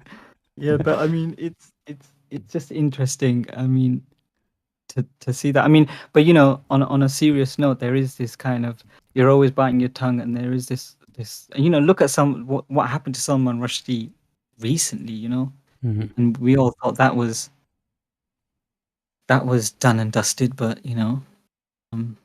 we'll see. No, that's a bad joke to make. I was screwed. I was gonna say, but the extremists took another stab at silencing him. It didn't work though. Every time they try to stop something, like every time they try to stop critics, they bring more attention to it. So I hope we're getting to that point where violence is not an answer because it goes against their end goal. Do you think we're getting to that point? I don't know. I feel, I don't know. I think the American context, what I'm seeing online is that the American context is for Muslims is, they seem to me to be a bit more liberal and a bit more, I don't know if you can shed any light on this, but the UK Muslims are just, I always felt like they were different breed. I remember going to Egypt, and I lived there for a year, and I remember being in Egypt and thinking, damn, like Muslims in Egypt are far more relaxed than the Muslims in the UK. And I think, I don't know, it was post 9/11, post 7/7, and I think this is a common trope with minority communities who feel kind of under siege. What tends to happen is that they tend to retreat into their identity even more. They become a bit more reactive and a bit more kind of extreme in their views if they believe they're being attacked. So there's so many kind of moving parts to why. I feel like in terms of the gender discourse, I think we've taken like 20 steps back, with all the kind of the manosphere takeover of Islam. Like, I call it the hijacking of the manosphere by hijacking of Islam by the manosphere. I think, I can't believe, I never thought that I would be hearing all this stuff now. I thought at least in that domain we would have made some progress by now, but it just seems to be going like backwards. Yeah. Well, not to end on a bad note. Can you tell us It was something? Yeah, yeah. Go ahead. I was going to ask you. Can you tell us something that you see improving, or something in your life that has improved because of your journey with faith? With my journey with faith, I think like with faiths in general, it was good to kind of study all these traditions and kind of seeing the overlaps. I think that was good. In terms of like leaving faith, I did feel like a huge burden kind of being lifted off my shoulder. Like I still struggle with guilt. I still struggle. I can't get, I think like we're brainwashed with guilt. I think religion has, the monotheistic traditions have this kind of, and there's so many domains in my life, in my personal life, where this guilt complex is so kind of debilitating sometimes. But I'm working on that. And I think one of the things with faith, and if you go into religion, if you dissect it, then you can also dissect that guilt, and be like, well, it doesn't have to be this way. Well, I kind of You mean turned it it on. doesn't have to be this way in life or in the religion? In life, and the way I did that, Aladdin, I think I turned it on God. I turned it on God. I said, why am I guilty? like just look at what the creator, if we believe he predetermines everything and is responsible for everything. If he's closer to us than our jugular vein, um you know and all the kind of stuff that happens in the world, like the bad stuff that happens, the flood in Libya, the earthquake in Morocco, you know countries that have already been kind of seen horrible things happen to them within the last like 2 decades. um what am I feeling guilty about? Like, why should I let my guilt be determined by a God that allows all of that stuff to happen? You know, I need to cut myself some slack, I think. Yeah, guilt is a huge component in, I'm not going to say in Islam, in people's faith. Let me phrase it that way. At least I can speak for that. I know a lot of Muslims and ex-Muslims can, and in Christianity as well. It's hard, even when you don't have faith anymore. That guilt component stays with you. Like, I'm prone to blame myself for a lot of things and just feel guilty in general, even if I did my best about something. So it's that's hard to get through, and it's Yeah. but to bring it back to what you said, what I was asking you earlier about something positive that has happened since you left the faith. It's funny that guilt comes up when you're answering that question about something positive that's happened to you, because it's always there. Even when you're trying to think of good things, you're thinking, but I'm guilty for thinking of those good things, right? Yeah. And now that guilt isn't accompanied by, it's not attached to sin, and it's not attached to this vision of hell. We all remember, I mean, all the ex-Muslims can remember the kind of terrifying graphic images and punishments that you might possibly receive if you, and also this idea that that guilt is saying something about you as a human being in general, and that guilt and the sin justifies your kind of your punishment, this kind of acceptance of like, I better be careful because my heels are dangling over the hellfire right now. And I think one positive thing is just getting rid of that, because that's such a big, if you're imbibed with that kind of, with those kind of images ever since you're a young child, then that's really going to mess your psychology up, on a profound level. And it's nice to let go of that. I think that's the positive thing that's come out of it. Yeah, at least the guilt, I mean, you still feel it sometimes, and it might always be in the background, but it's not legitimized by religion anymore in your life. Yeah, I mean, generally, like objectifying guilt. I think guilt is a good emotion to have. Like if you've harmed somebody, if you've done wrong, then you should feel guilt. If you don't have any kind of guilt in you, then you're either a narcissist or some kind of psychopath. But I think that if that guilty conscience can lead to something tangibly good in the world instead of this fixation on this intangible hell, that's far more a superior way of being in the world than the debilitating guilt of religion, whose end goal is to kind of take you into hell, really. Mm-hmm. I mean, I I would think actually the end goal of guilt in religion, it seems to be to keep you in servitude or feeling like you need saving or you need something to absolve yourself from that guilt. Yeah, I mean, I think that is the number one change. That is the number one shackle of religion. Definitely, I think, because I don't think it can.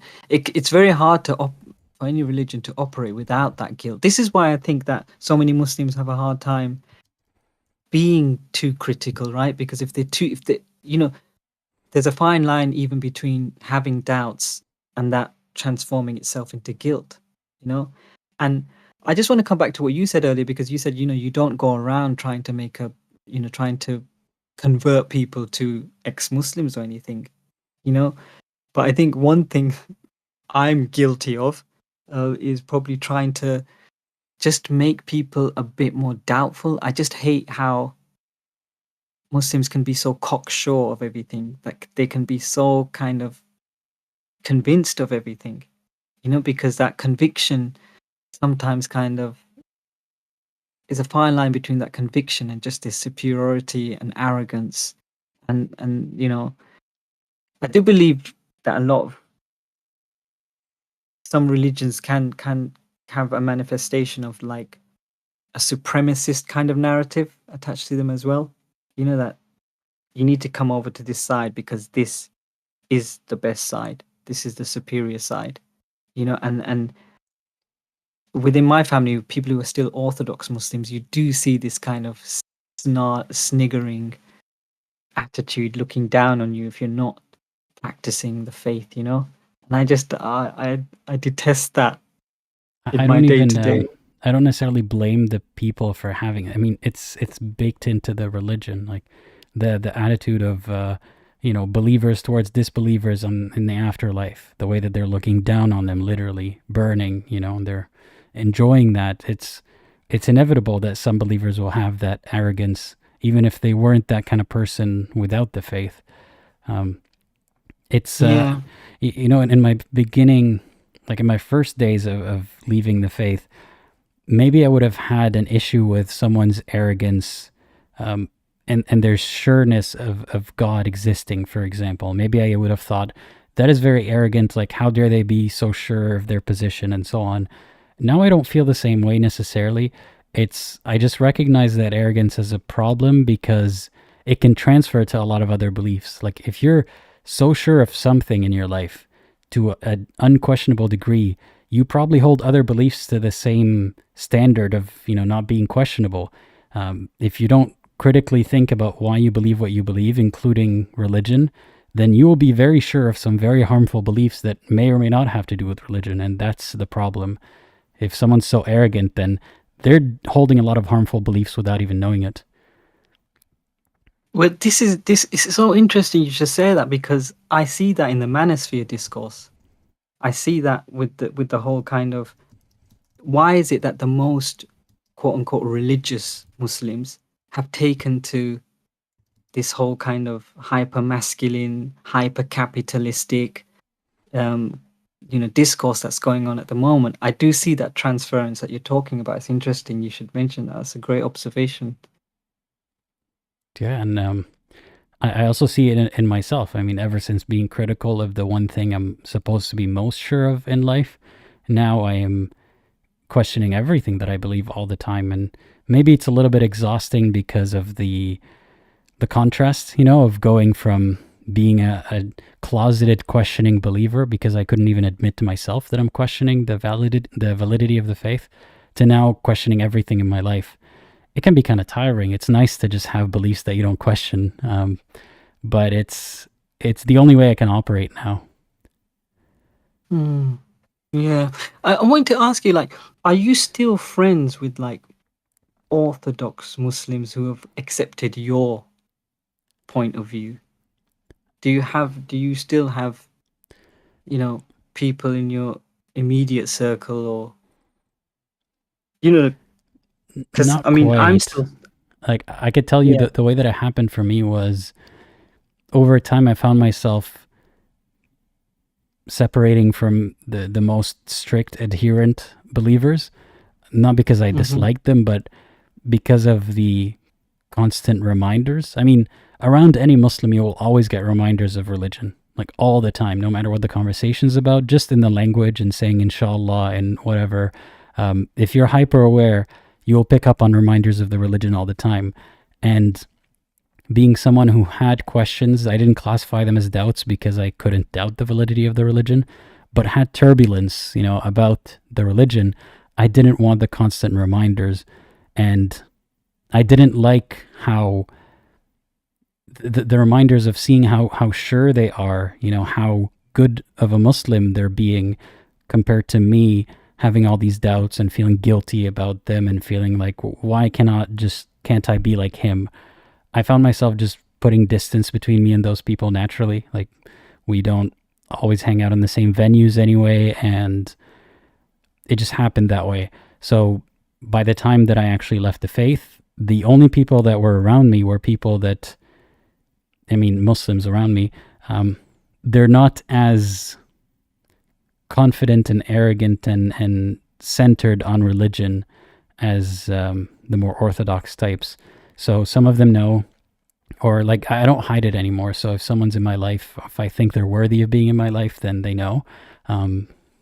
So yeah, that part has went mostly well, but it's almost like self-fulfilling.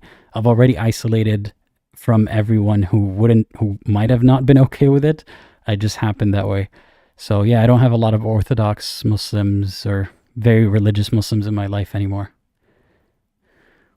It's such a shame because I often think about those very people that I used to hang around with, and I often kind of play out scenarios of our friendship without the Islamic element. And I always think, in another life, we could have just been just good friends Yeah, without that. it's sad, man. I have friends from middle school and high school that I see them on social media, and I want to reach out for some reason or another. Like, there be some post that I want to comment on, but I'm thinking to myself, especially given that I have this YouTube channel now, do I want to remind them of who I am? Like, even if we're not talking about religion at all, just that they remember that I exist, and then maybe they come across a video of mine in the future.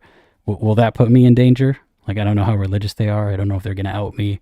So I have another layer of, I don't know, concern there, which is a shame. Like, I wish that I could, know for sure that there's no issues that will come from me talking to, an old friend, but you can never know, for me at least. It's so tragic and unfair and so sad to kind of be forced to operate in the world like that.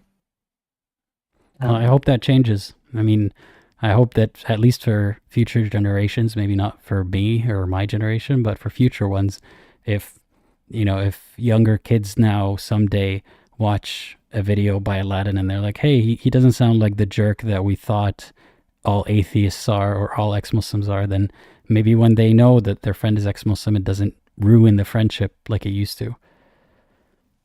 Yeah, definitely. Yeah. Well, thanks again for joining today, and I hope that yeah.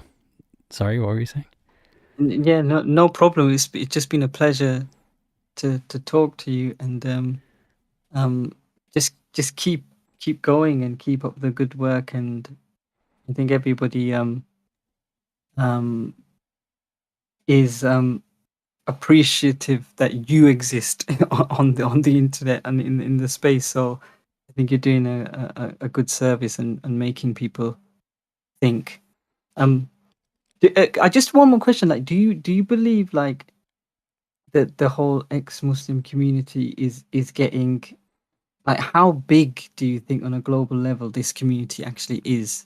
You know, this active community. Because I'm only coming into this space now. I mean, you've been here for a while. Would you say that? Do you get messages every day? Do you get? What's it like being in your position? It's hard to scale it up with. I mean, my subscriber count right now is around 19,000 or so. It's hard to extrapolate that. Like, I can tell you that I get messages all the time. I'm not very good at keeping up with my inboxes, and if someone sends me a message on Instagram or whatever other platform that lets you DM, I appreciate it. I read a lot of them. Sometimes, or most of the time, I can't respond, but I do read your messages. So if you want to send them, you're more than welcome to. Just please don't be upset if I don't respond. I can tell you that it's a lot bigger than people think. Like, I not really having a huge amount of difficulty finding Muslims who want to talk to me. Like, I'm not going out of my way to find them. They actually have to join the stream, and they're from all over the world. It's hard to extrapolate numbers. I can't tell you that for sure, but I know that there's more of them than even they realize. Like, most of the time they would say, I used to feel like I was the only person in the world till I came across this person's videos or your videos or something. So there's a lot of, I don't know, questioning Muslims and a lot of ex-Muslims who don't even count themselves as either of those categories because they don't know that's an option. So I think it's, things are changing, and I think in the next 10 years, we're going to see a huge change. Like, we're already seeing a huge change, compared to 10 years ago. And I feel like it's only a matter of time before Muslims themselves in Muslim majority countries will have to start talking about it publicly and saying, hey, we have an underground problem going on right now. How do we bring it to light so that this doesn't consume our community from the inside? Or, that's how they might view it. So soon enough, we'll be hearing about ex-Muslims or the topic in news outlets in the Middle East and other Muslim countries. That's my prediction. But not because they want to, but because they think it's necessary to tackle it before it's too late. Yeah, most definitely. Most definitely. But yes, it was lovely talking to you, Aladdin. Thank you for giving me your time, and it was so nice to kind of share the space with you today. Yeah, likewise. And thanks again for joining, and I hope you have a great rest of your day. Cheers. Thanks a lot. Take care. You too. Bye-bye. All right. Thanks again to the caller for joining. We have one more caller who is not a Muslim, but we ran out of callers, so we will be taking that last caller as well. One thing I want to highlight, a comment from a believer. I'm a Muslim, and one of my high school friends became atheists, and we're still friends. It's just as we grew older and each is busy in life, we haven't met recently, but we're still friends. Well, I'm happy to hear that. And Apu says hi. Last time he did that, he scratched me up accidentally. So I'm very nervous. You see, like, he's been doing this a lot, jumping on my shoulder on live streams and off live streams. But one time he slipped and scratched me, and now I'm nervous. So to make it an analogy about religion, imagine a God that promises you the world, promises you cute shoulder jumps all the time and maybe even delivers on it, but also sometimes hurts you or promises you hell and torture. You will be nervous going forward thinking about that God, or at least I was. So I'm nervous when he wants to jump on my shoulder, but thankfully he's not very clumsy today. All right, we're taking the last caller. Last caller is Vandana. Thanks for waiting, and I'm adding you to the live stream now. Hey Vandana, can you hear me? Are you there? Let's see if this works. Can you hear me? Yes, I can. Okay. I've never used this platform before. Hello, how are you? I am great. How about you? Okay. So the last caller touched upon a lot of themes that I've also thought about. First one, when he mentioned about how he's on a journey, kind of like, in a way, very loosely perennial philosophy, and seeing how religions kind of morphed over history from being the human quest to understand the self and maybe something larger than the self and everybody's place in the cosmos, to being, these kind of organized religions. And I've thought about that a lot. It seems that there's an innate drive in humanity to experience transcendence. And the traditional ways that humans have done that has been through plant medicine, hallucinogens, still happening in tribes around the world. And of course, people who don't belong to those tribes fly into the Amazon and various places around the world to partake of those plants. So that's one way. Another way I feel is that humans... Every time this topic comes up, I have to tell the viewers I'm not condoning or recommending that you try any illicit substance or anything that could alter your state of mind without a prescription or without, medical observation. So just needed to get that out of the way. Okay, same here. Mm-hmm. So another way is that people have separated themselves for a couple of days, a couple of weeks, a couple of months from their tribes and gone off somewhere in a desert, a jungle, or the top of a Himalayan mountain, and they've meditated and they've sat in silence. And they've come back down into their tribes and villages and talked about what they experienced in that silence. And then a group of people started listening to them and, became intrigued and started following them. And within years, decades, or at least within a couple centuries, some big organized religion forms from that little group that heard the woman who came down from the Himalayan mountain, and she, talked about what she experienced there. So, it does seem to be that there's an innate genetic, maybe, drive. I think there's a book written on that called The God Gene or something. Some sort of innate drive for the human to experience transcendence. And then at some point it gets turned into a religious cult.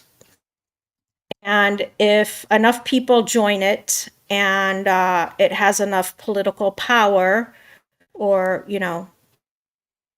somehow gains enough political power, it becomes like one of the major world religions.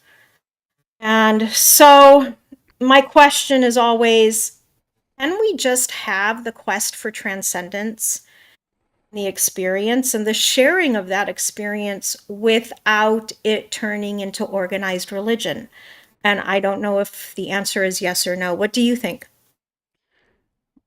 Well, first of all, I am not as certain as you are that we all have an innate search for spirituality. I don't necessarily disagree. I'm just not as confident about saying it that way.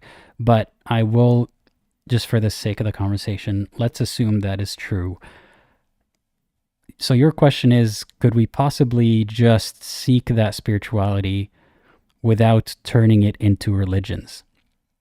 But also you said something like share that. So say you sought that spirituality and you found a way to get there. You want to tell other people. That quickly can turn into some kind of guide, right? Like, here's how I did it. And it's very easy to then turn that into, here's how you can do it too. Which quickly turns into, hey, I'm very good at, getting to the spiritual state of mind. I can show you how to do it. Oops, I'm kind of a messiah, or I'm kind of a cult leader or something. So it seems to be a very easy transition. I don't know, maybe it's possible for someone to start such a movement, but it'll eventually turn into organized movement. So how do you get organized sharing without organizing it? I don't know if I'm making sense. Yeah. Well, I would say this to your first point that, not being convinced that everyone has that drive for transcendence. I agree with you. But I would say that history shows that while individuals may not have that, there's patterns in history that seems like most humans kind of do. Just like there's a biological drive to procreate. Now, not everybody wants to procreate, not everybody will, but there is like a drive for that. So, looking at the patterns of history, it seems like there's also, generally speaking, a tendency for that, enough of a tendency that this pattern is there in human history. Now, about the sharing, coming down from the mountain or in from the desert, whatever, to share, I don't even think it was necessarily the desire of these people to share in every circumstances. I think there's more of the people wanting to hear from them. And I see that now when we have present day manifestations of, let's say, what people call cults, smaller than the big organized religions, and they tend to be very one person centric, like there's one kind of leader that people are following, like today, like they're still alive today. I see that in a lot of circumstances, it's more the people around them who are kind of wanting these people to take on leadership roles. The people seem to want to have a hero, have a leader, be told what to do. And it's kind of like a dance, like between the two, but it often starts with these followers. They have a follower mindset. And I mean, if there's no follower, if there's no people with that mindset, nobody could rise to the position of being a cult leader, right? Somebody has to be there to say, oh, wow, you're an amazing person. Tell me what to do with my life. So I don't even think the sharing in many circumstances necessarily comes from the person who's had the transcendent experience. I think sometimes they're kind of forced into a position of leadership, and then with that comes power, and with that comes corruption. That seems to be a pattern that I've seen a lot. I mean, have you seen that pattern? Yeah, that's a valid way to think about it. I mean, everything you're saying does make sense to me. I also think another component might be that unless it's personal, it doesn't gain as much traction. So say that person comes down from the mountain, they had their moment of enlightenment, or they figured out the way. I mean, they can be asked to transmit the method or communicate how they got there. But for the idea to gain traction, people will ask, so who told you that this method works to gain enlightenment? How did their life improve? Who's that person? Why isn't that person telling me that their life is so much better? Like, why am I hearing third-person accounts about it? And unless you put a human face on it, or a human name, unless you put a human personality, it's harder to desire that state of enlightenment, because at the end of the day, it's supposed to affect humans. So show me the humans that this has affected. So that's the part that will always snowball it into putting at least one figure as the spokesperson or as the figurehead of that movement. And if you have multiple people, then it'll never grow the same way if they don't have a good structure for it that usually has like one person at the top. So I think that might be another reason why it usually turns into that kind of movement. What do you think of that? Yeah, that makes sense.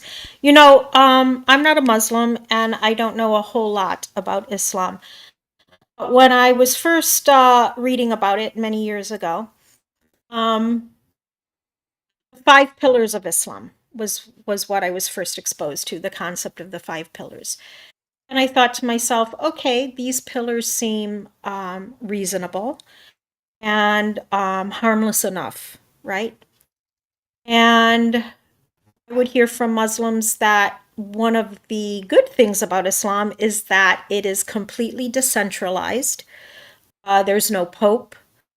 Um, and they would always emphasize this is the Islamic path is between you and God, right? So these things, the 5 pillars, which seem very simple and benign, the decentralization, as well as the path is just between you and God. There's no intermediary. And it seemed pretty harmless.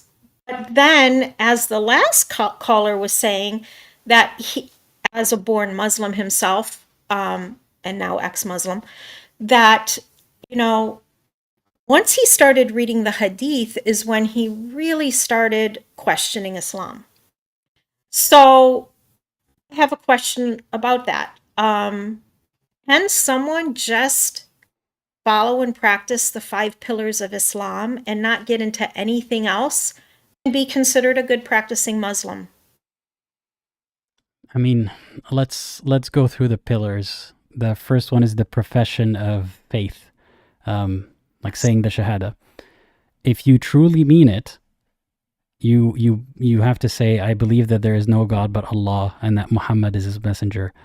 So that's a big first step. How do you believe that Muhammad was his messenger?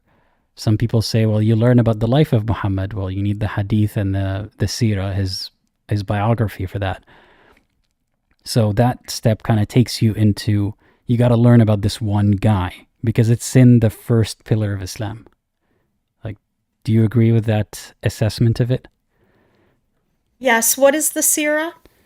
The seerah is like biographies of the Prophet written by people that came after him, of course. Okay. Are they like, I know with hadith there's a whole tradition of authenticizing. Is there similar with seerah? Like, this is the first time I'm hearing that term, seerah. Yeah, I think hadith is held to a higher standard than seerah. I don't think that the seerah is as verified as, some levels of hadith verification, but there is a lot of reliance on it when you want to learn about Islam in general. And that differs. If you're a Sunni or a Shia, then it depends on which sources you would trust. But at the end of the day, the seerah is kind of lower in terms of verification than the hadith, which is lower than the Quran. So that's kind of the progression of it. So Okay. within the first pillar, it's about Muhammad already. But even if you kind of gloss over that, so you say the first thing and you do believe that there is one God, you do believe that Muhammad is his messenger, then you got to pray. Does it count as prayer if you're just saying the words and making the movements? That depends on who you ask. I would think you need to understand the words that you're saying to some extent, and that would involve, that doesn't have to involve understanding it, but I guess you could just say the words. You could give money to charity as zakah. You don't need, Muhammad for that. You could fast. You don't need Muhammad for that. And you could do Hajj. And if you do the pilgrimage, the Hajj, there is a lot of mentioning Muhammad. Even in prayer, there's a lot of mentioning Muhammad. So remind me again of what the question was. Can someone just do the 5 pillars and what? And Be considered a good practicing Muslim amongst, in the Ummah. It depends on who's considering it. I feel like if you're sincere with yourself, you're not a good Muslim unless you love the Prophet and revere him. So I think it's like these 5 pillars go beyond just moving your lips and doing the motions. Okay. So now there seems to be a group of people which call themselves Quran-only Muslims. They're probably maybe looked down upon by other Muslims. But regarding the Quran, what I wanted to ask, as you're a native Arabic speaker, and Muslims often make the claim that the Quran is second to none when it comes to the beauty and the language and the poetry and the grammar and the syntax and everything within the Quran is just unbelievable, and no human could have written that.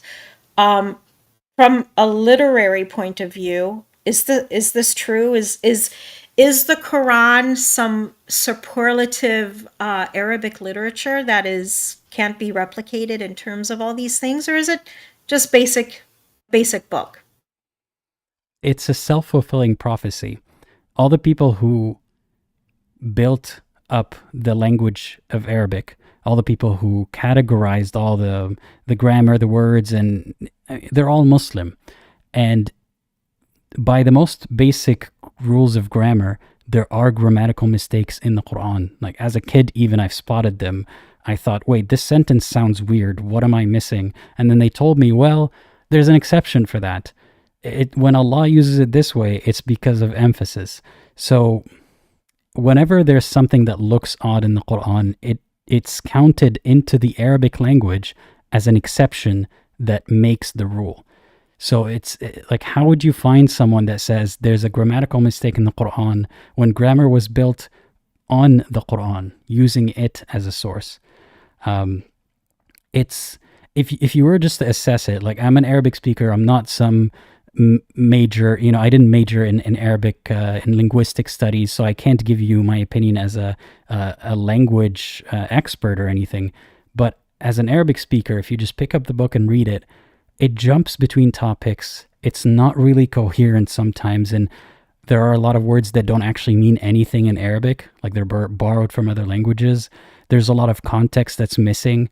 Like if I'm talking to you, if I'm a public speaker and I'm talking about a topic and I quickly switch to something else without segueing, without telling you what the context is, and then I switch back, I'd be a terrible speaker.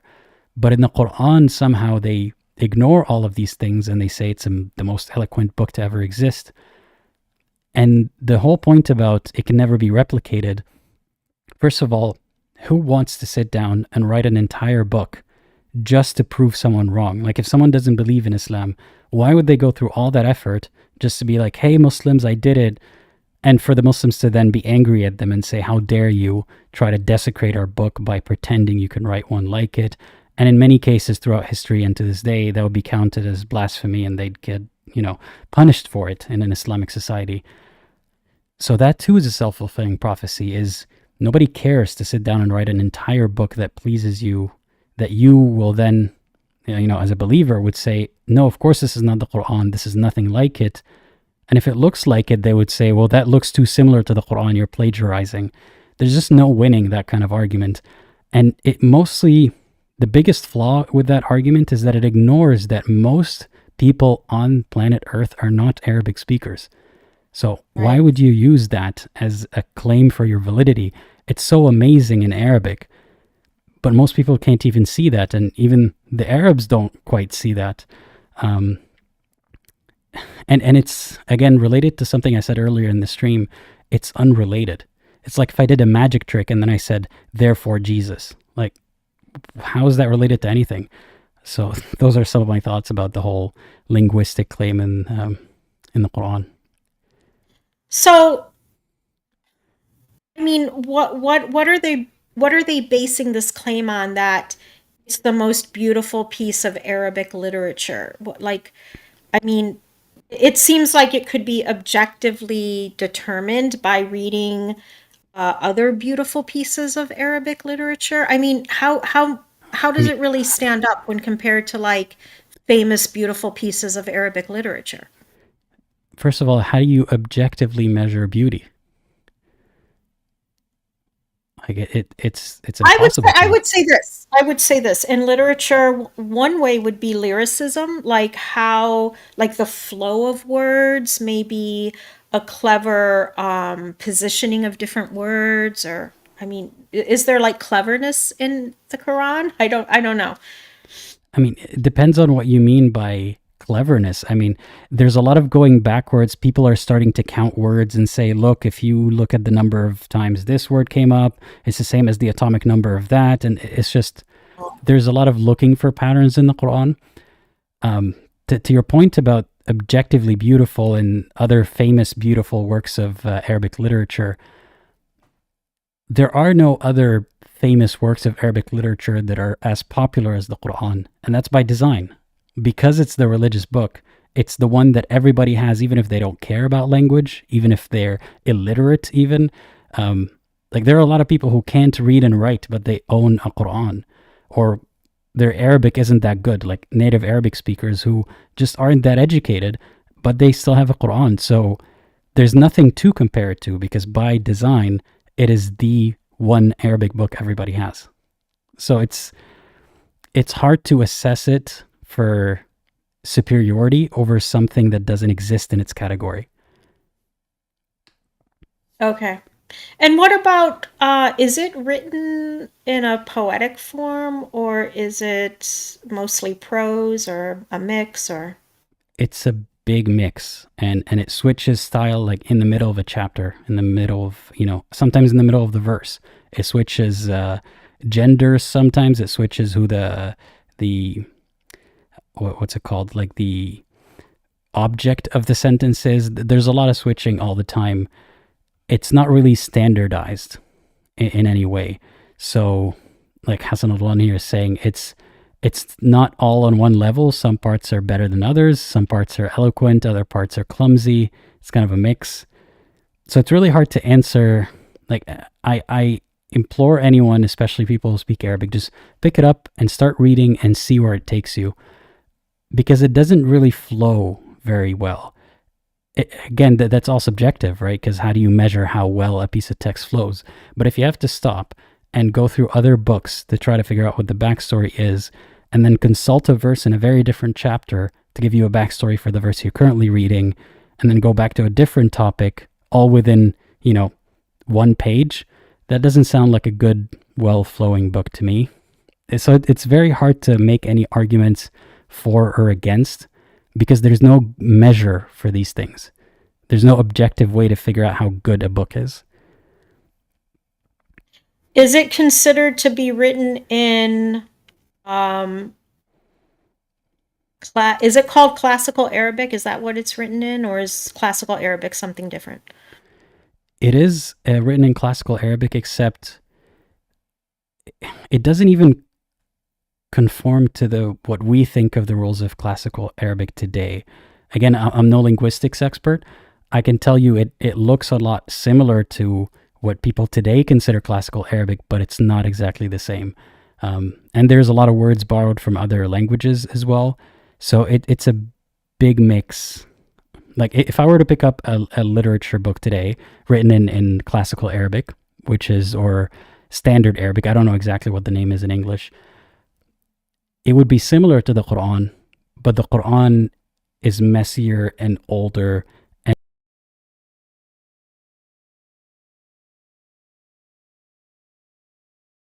Okay.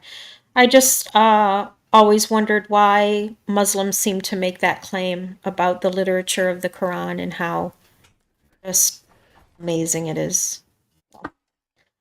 I think it's something that has been coming up more recently. And it's very popular in circles where people don't even speak Arabic for some reason. But as far as I know, that wasn't really a huge claim back in the day. I don't know. I can't speak to that very much, but I think it's a non sequitur. At the end of the day, we're just saying it's such a beautifully written book. But then what? Like, just because no one is actually sitting down to do the same thing, to put in all the effort to prove you wrong, doesn't mean that you're right. Like, just doesn't mean that you're right about the beauty of the book, or that you're right about the existence of God or anything else in the book.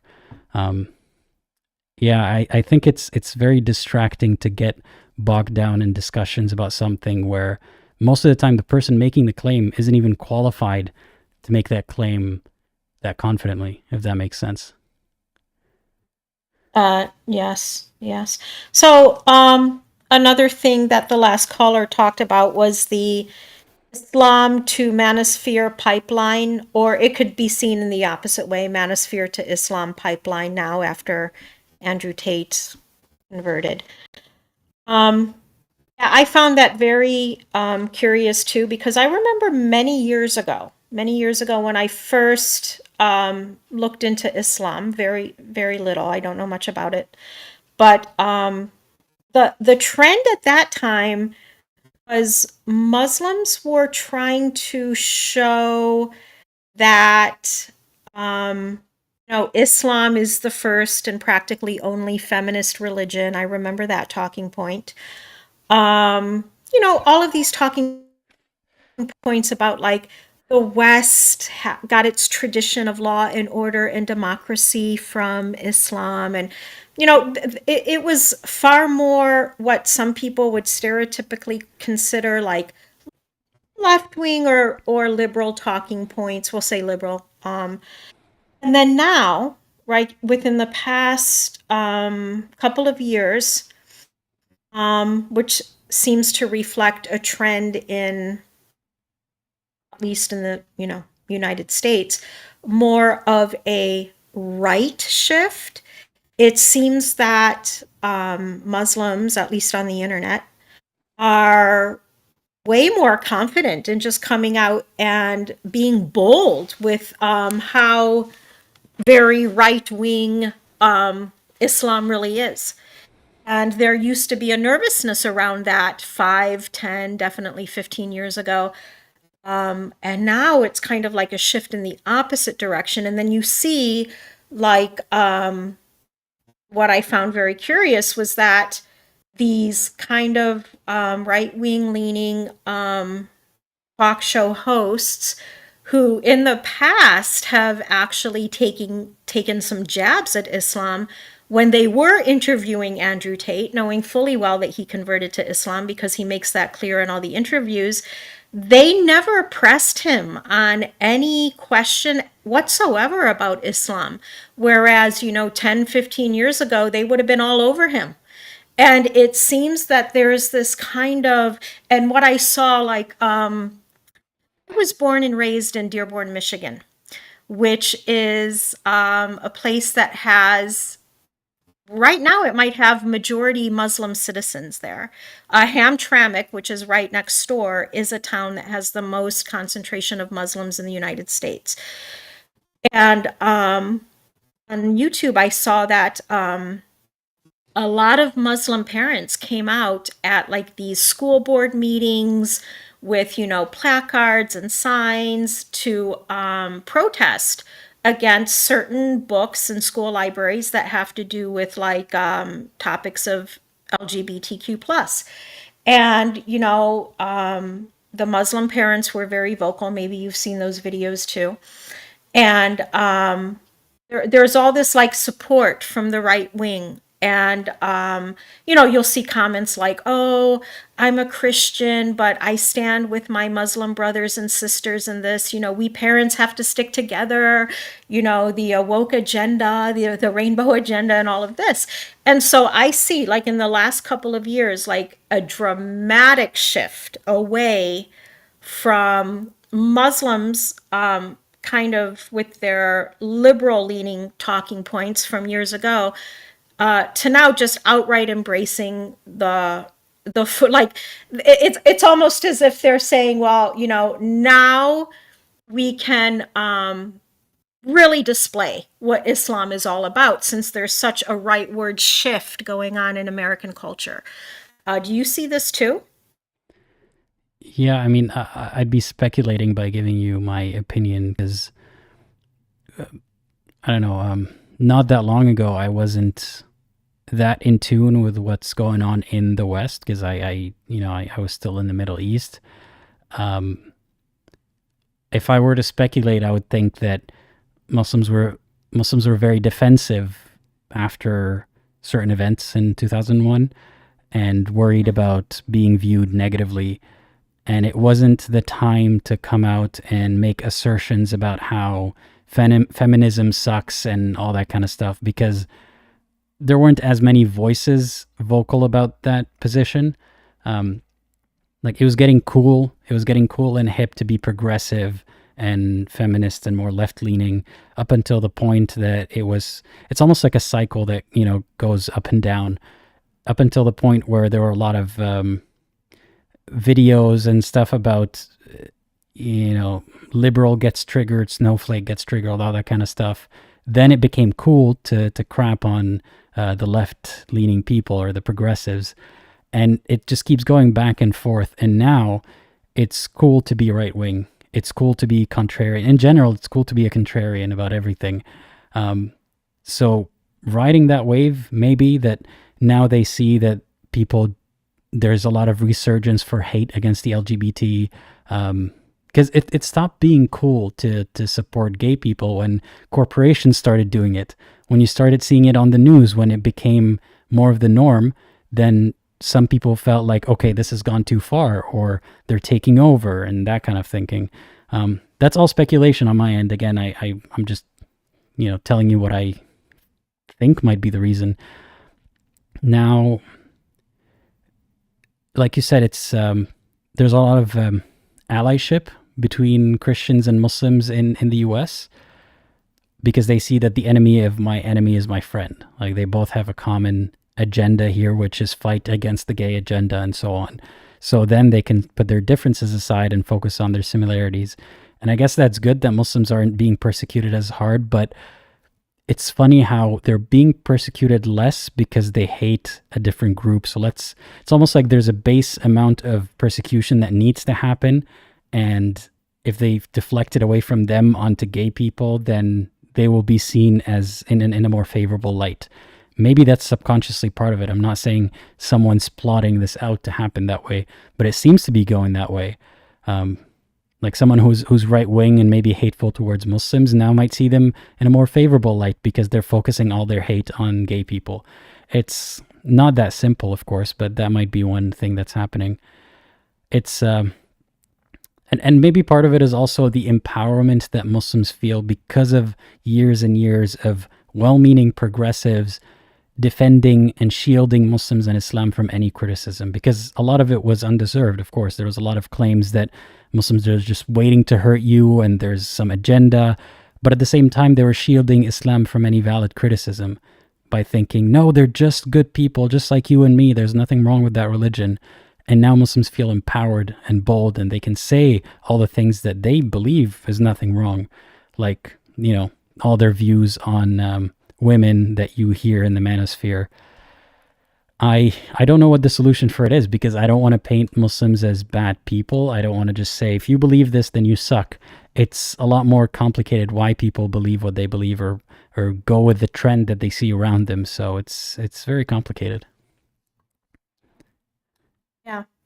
I mean, back about 15 years ago when I was first looking into Islam, and again, like, all I had to go on was the 5 pillars. I'm like, okay, that sounds okay. And yeah, basically just that, right? I didn't look into anything further. And I also would defend Islam to people who were speaking, against it. And I would repeat those talking points. It's decentralized, 5 pillars of Islam, and no one's in charge of you. There's no one leader. It's just between you and God. So I think a lot of, liberal people back in those days, or progressive, they didn't really know that much about Islam, because, I mean, this whole thing about Muslims coming on to social media and really talking about what Islam's about, that wasn't happening like 15 years ago. It was not. And what you have happening now is, you'll see entire Muslim conferences and workshops going on online. So you'll listen to lectures of Muslims talking to a Muslim crowd, and then you have the Dawah crowd, which is Muslims talking to non-Muslims. So people now are really getting an idea about, what Islam is really about, because they're talking about the hadith, they're talking about all these things now, whereas 15 years ago, this wasn't happening online. And the only people who were discussing Islam in any depth were Muslims in their own mosques. And that was it. They weren't, it wasn't being exposed to the wider population of non-Muslims. Yeah, the conversation back then was about something else. It was, are Muslims here to hurt us? Are Muslims violent? And it wasn't really about what is Islam, what the Muslims believe about each other and themselves. It was more seen as a threat, the threat of Muslims against the outsiders. But now that like I feel like a lot of Americans don't believe that Muslims are out to get them anymore. Now Muslims can talk about other stuff like, you know, what they think is moral corruption in society, what they think they should behave like with each other, and that's what we're starting to notice is problematic. That's where, because they're not spending as much time defending themselves from these claims, and because the people who make these claims about Muslims now have another enemy, which is, you know, the LGBT agenda. That's simplifying it, but that could be one reason. Yeah, yeah. And then another thing that I noticed that a lot of Muslims are doing online is they're portraying Islam as, no, oh, look, this is a very logical religion. And they will walk people through these different steps of, you know, Platonic argumentation or Socratic argumentation. And as long as somebody goes in already accepting that a belief in a higher power is reasonable, even if they don't believe in God, as long as they go into that argument thinking, okay, a belief in a higher power is possible, then Muslim can walk them through these logical steps, which will bring them to the quote logical conclusion that only Allah could be that higher power. And here's why. And they'll say things like, right, he can't be described in human words, like he can't have a form, or, you know, he can't have the limitations that we have. And then people will be like, okay, yeah, I can agree with that. I can agree with that. I can agree with that. And then they'll present, well, see here, Islam is the most logical religion by your own logical thinking, right? Like you see this a lot in the videos of Muslims at Speaker's Corner in Hyde Park in London with their dawah.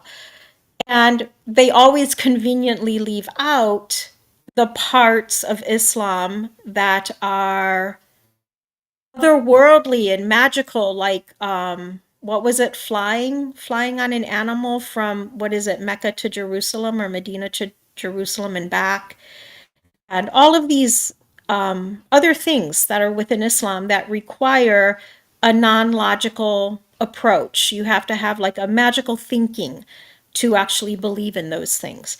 But by the time somebody gets to that point in Islam, they're already so deep into it. It seems like I keep going back to 15 years ago when I was first introduced to Islam. It was just the 5 pillars and that's it, right? And then as you read deeper and deeper and deeper and deeper into it, it's more magical, more magical, more magical thinking. It takes you further and further away from the logic and the common sense. But by the time you get to that point, you're already roped into a social network. If you've been going to a mosque, you've already made tons of Muslim friends. You've already accepted the previous steps, the previous logical steps to get to the point where you're willing to believe all of these other things, and including and up to that apostates should be killed. So it's kind of like these people are roped in step by step by step by step. And by the time they get to the last step, it seems perfectly sensible to them because they've already gone through the previous layers. And as we know that there's a lot of Muslims who, we don't know the number, but they are leaving Islam. At the same time, there's a whole new generation of people that's converting to Islam. And I think that in the West, these conversions, I mean, I don't know if there's been statistics, done on this, but just from people that I've met along the way, it seems like a lot of the conversions that take place in the West, there's a high turnover rate where within 2, 3, or 4 years, that convert leaves Islam, often very quietly, and it often happens through divorce. I've seen this a lot, that women will fall in love with a handsome Arab guy, and then through that marriage, she converts to Islam, and her depth of knowledge about Islam, it varies from person to person. But when the marriage dissolves, which a lot of them do, she just kind of has a tendency to dissolve her Islam along with it. And there's no public statement that I'm leaving Islam now and all of this. But it does seem that the conversions that do take place in the West, they seem to take place through relationships, whether they're marriage relationships, whether they're boyfriend and girlfriend, or whether they're just like, oh, my best friend back in high school was a Muslim girl and I got into Islam through her. But then by the end of college, I was done with it. Is this something that you've seen? Yeah, I even have in one of these live streams, a Muslim caller or a convert called in, and then after our chat and another chat, she called back to say that she has left Islam. And she also describes, like, for her, in her case, it wasn't because of love or marriage. It was for other reasons. That is a trend that we definitely see. Even if there are statistics about conversion, they don't usually take into account how many are leaving or what happens to the person after they convert. It's almost like it's a win. It's a conversion. Yay, we did it. I just want to say it's very sleazy the way that some of these people, these da'wah men, would almost talk you into saying, you know what, turns out I was a believer all along. I just didn't know what the label for it was, because they're feeding you these little bites, of, don't you think it's reasonable that if there was one God, that it would be a nice God? See, Allah is nice. And even some of what you described in this small example, like you mentioned, cannot be described, like has no physical form. But there are descriptions of Allah in Islam. Like they do break that rule, but they will find a way to say, well, that doesn't actually break that rule because insert whatever reason here. But at the end of the day, how do you feel good about yourself knowing that you tricked someone into joining rather than actually they were convinced? You just, engineered a way to have them just say yes to every question. And by the end of the saying yes, they actually believe in Islam. And we never see what happens after those conversations either. Like, what's a follow-up on the guy who joined Islam during their chat? Is he still a Muslim 3 weeks later? I find those to be very sleazy, and I never want to emulate that. Like, I want to talk to someone and say, so you think you're a reasonable guy, right? You seem like a nice guy. Like this sleazy salesman tactic of complimenting them and saying, you're such a reasonable guy, you would probably agree with me on this, right? And you probably agree with me on that. I hope I never do that. Yeah, so sorry, I forgot what we were saying earlier. I definitely see that, people converting and then leaving a lot. And I see it being used as a point of pride that Islam has the biggest rate of growth of any religion. But that's because you're not counting the apostates, and that's because a lot of people don't even know that it's possible to leave the religion. So, yeah, it's Another not, thing. yeah. We have to wrap up the call soon, though, so I'll let you mention this last thing, and then we'll wrap up. Okay, no problem. Another thing that's very interesting is this cultural point in conversion. An approach now is that Islam solves all the social problems that Western society has. So all these men out here, getting strapped with alimony and child support and sleeping in cars because after the divorce they can't afford a mortgage anymore, and the feminism and the this and incel, all these problems are solved by marriage. By Islam, because in Islam, we emphasize marriage and family. So if all these incels and all these disenfranchised men, if they would just become Muslims, they would all automatically get a wife. And there's actually guys who are dumb enough to think this. And they've done it. and then they come back and say, I'm 5 years on in Islam and I still can't get married because the Muslim community where I live are all Indians or Pakistanis and Bangladeshis are all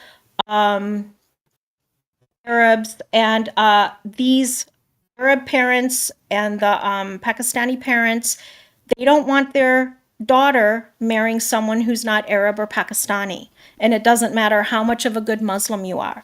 So then it hits them that, like, sure, Muslims will embrace you, welcome to you to the mosque, you'll be the brother, you'll be invited over for dinner, all of these things.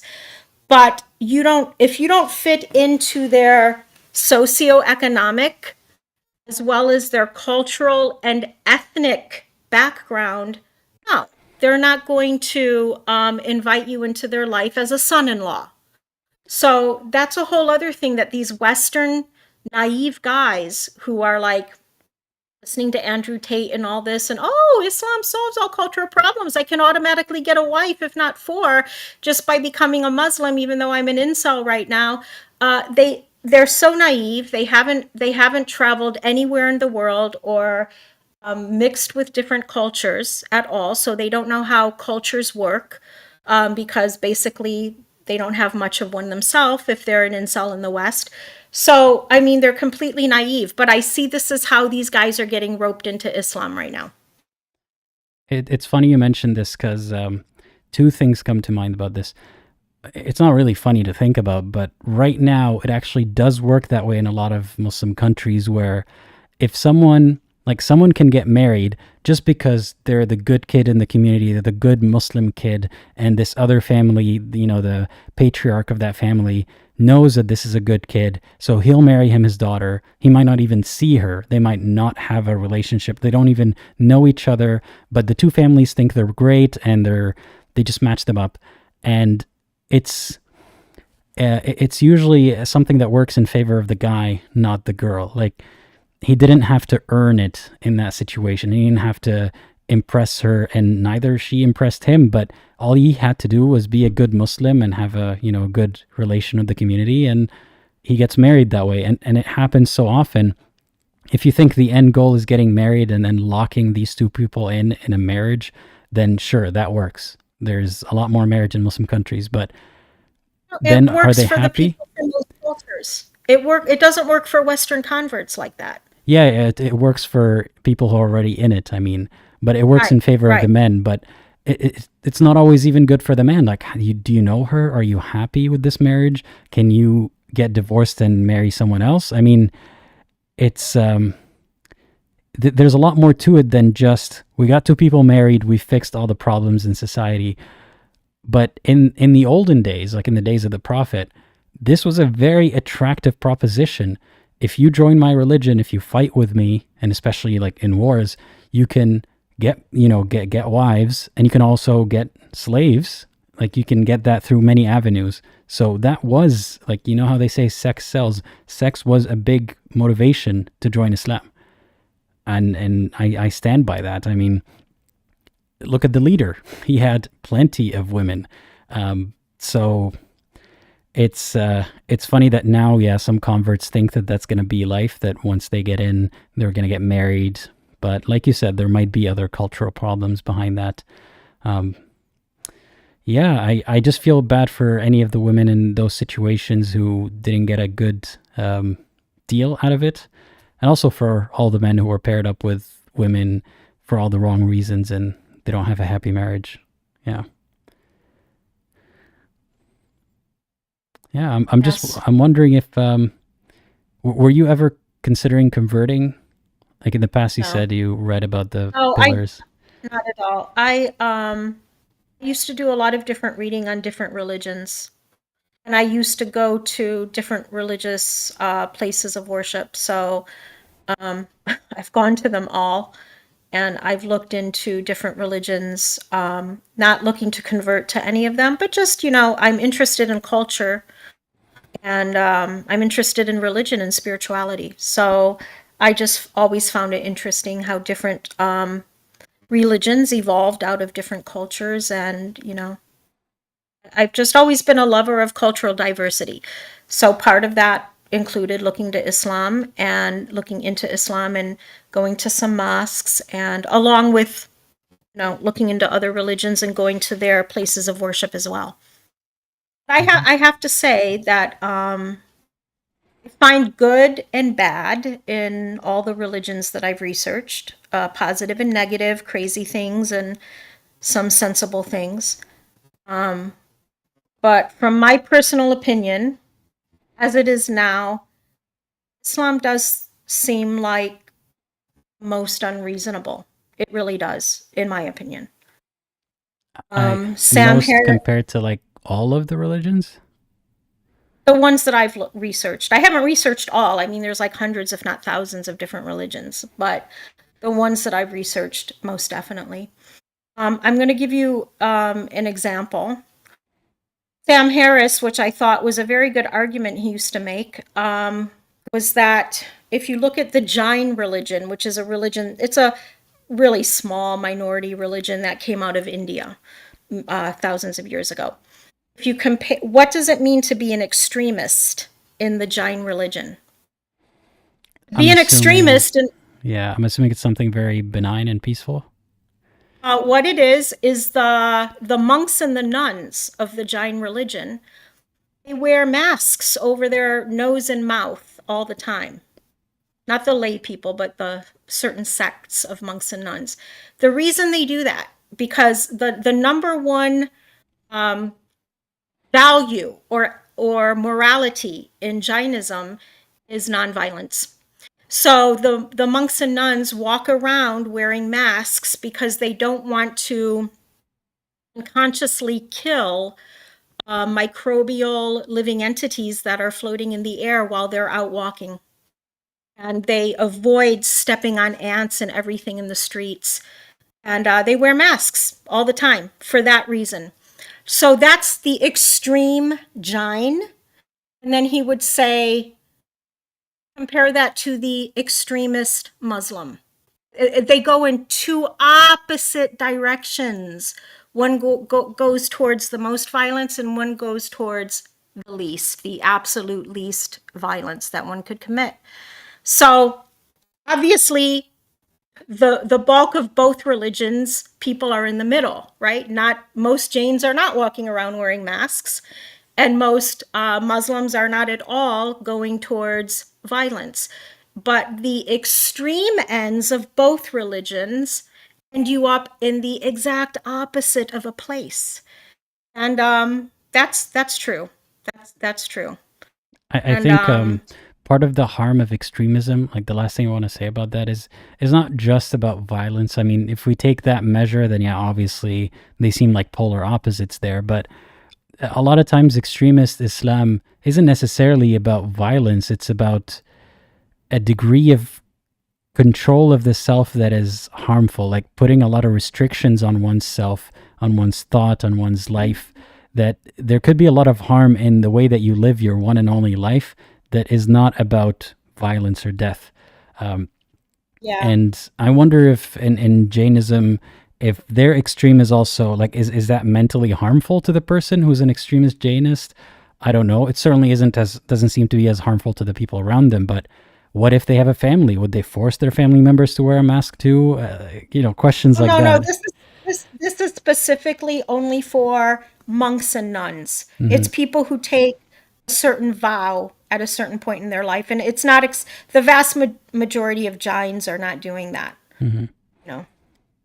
Yeah. Well, thank you again for joining the stream today, and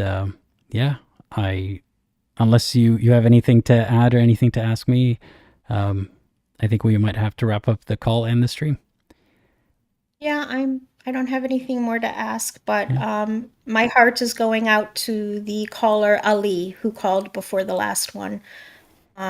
If he's still listening, Ali, you're a great son, and I wish you all the best in this world, and I hope that you can find a way to live authentically and keep the love of your mother. I hope so too. Have a great rest of your day, and see you around. Okay, thank you so much for having me on. Ciao. Bye-bye. All right. Thanks again to the caller. Before we wrap up, I just noticed that, well, there's a comment that I wanted to highlight about a previous topic. Thanks for the super chat, Nazone. They're saying Muslims have to take a softer liberal tone after 9/11. Today with the internet, shows like this, the truth is hard to hide. So that's to contextualize this. We're talking about why is it that there are a lot more unapologetically misogynistic or conservative or I don't know how else to phrase this, the kind of Muslim that really contributes to the manosphere. Why is that more popular now than in the past, when in the past they used to be more on taking the side of feminism or claiming that Islam is analogous to feminism, and the commenter is offering one answer. So thank you for the comment. And I also noticed that the writer of the first story that I read, H, is here. So I'll just read her comments before I go. Hello, it's H from the write-up. Thank you so much, Aladdin, for reading my messages and for your feedback and support. It means so much. As you could tell from my post, my children mean so much to me, and there was a comment I read while my write-up was being read, which really hit me. Someone said they wish their mom thought like me. It's made me see a light in this tunnel, that my feelings and struggles just means that I can make sure my kids never feel those things again. Thank you. I am so glad that you saw that comment, and I'm so sorry for not thinking to say that. I should have. Yeah, you are struggling right now with your position, but you will be a better mother because of it, and it's that is the light at the end of the tunnel. That is the glass half full of the situation. If I were to relate personally, I've been through some struggles related to religion, and I'm not grateful that I've been through them, but I'm grateful that they've empowered me and enabled me to do what I do today. So I'm thankful for that. And yeah, with that, I suppose we are wrapping up. We're getting close to 20,000 subscribers, by the way. So thank you all for that. If you haven't subscribed yet, please do consider subscribing. And I wanted to thank again the patrons, YouTube members, and donors for making this possible. Without you guys, I wouldn't be able to do this for as long as I'm doing this. So thank you all once again. And if you would like, if you haven't watched one of my videos recently, check them out up there. And as always, think critically and think for yourself.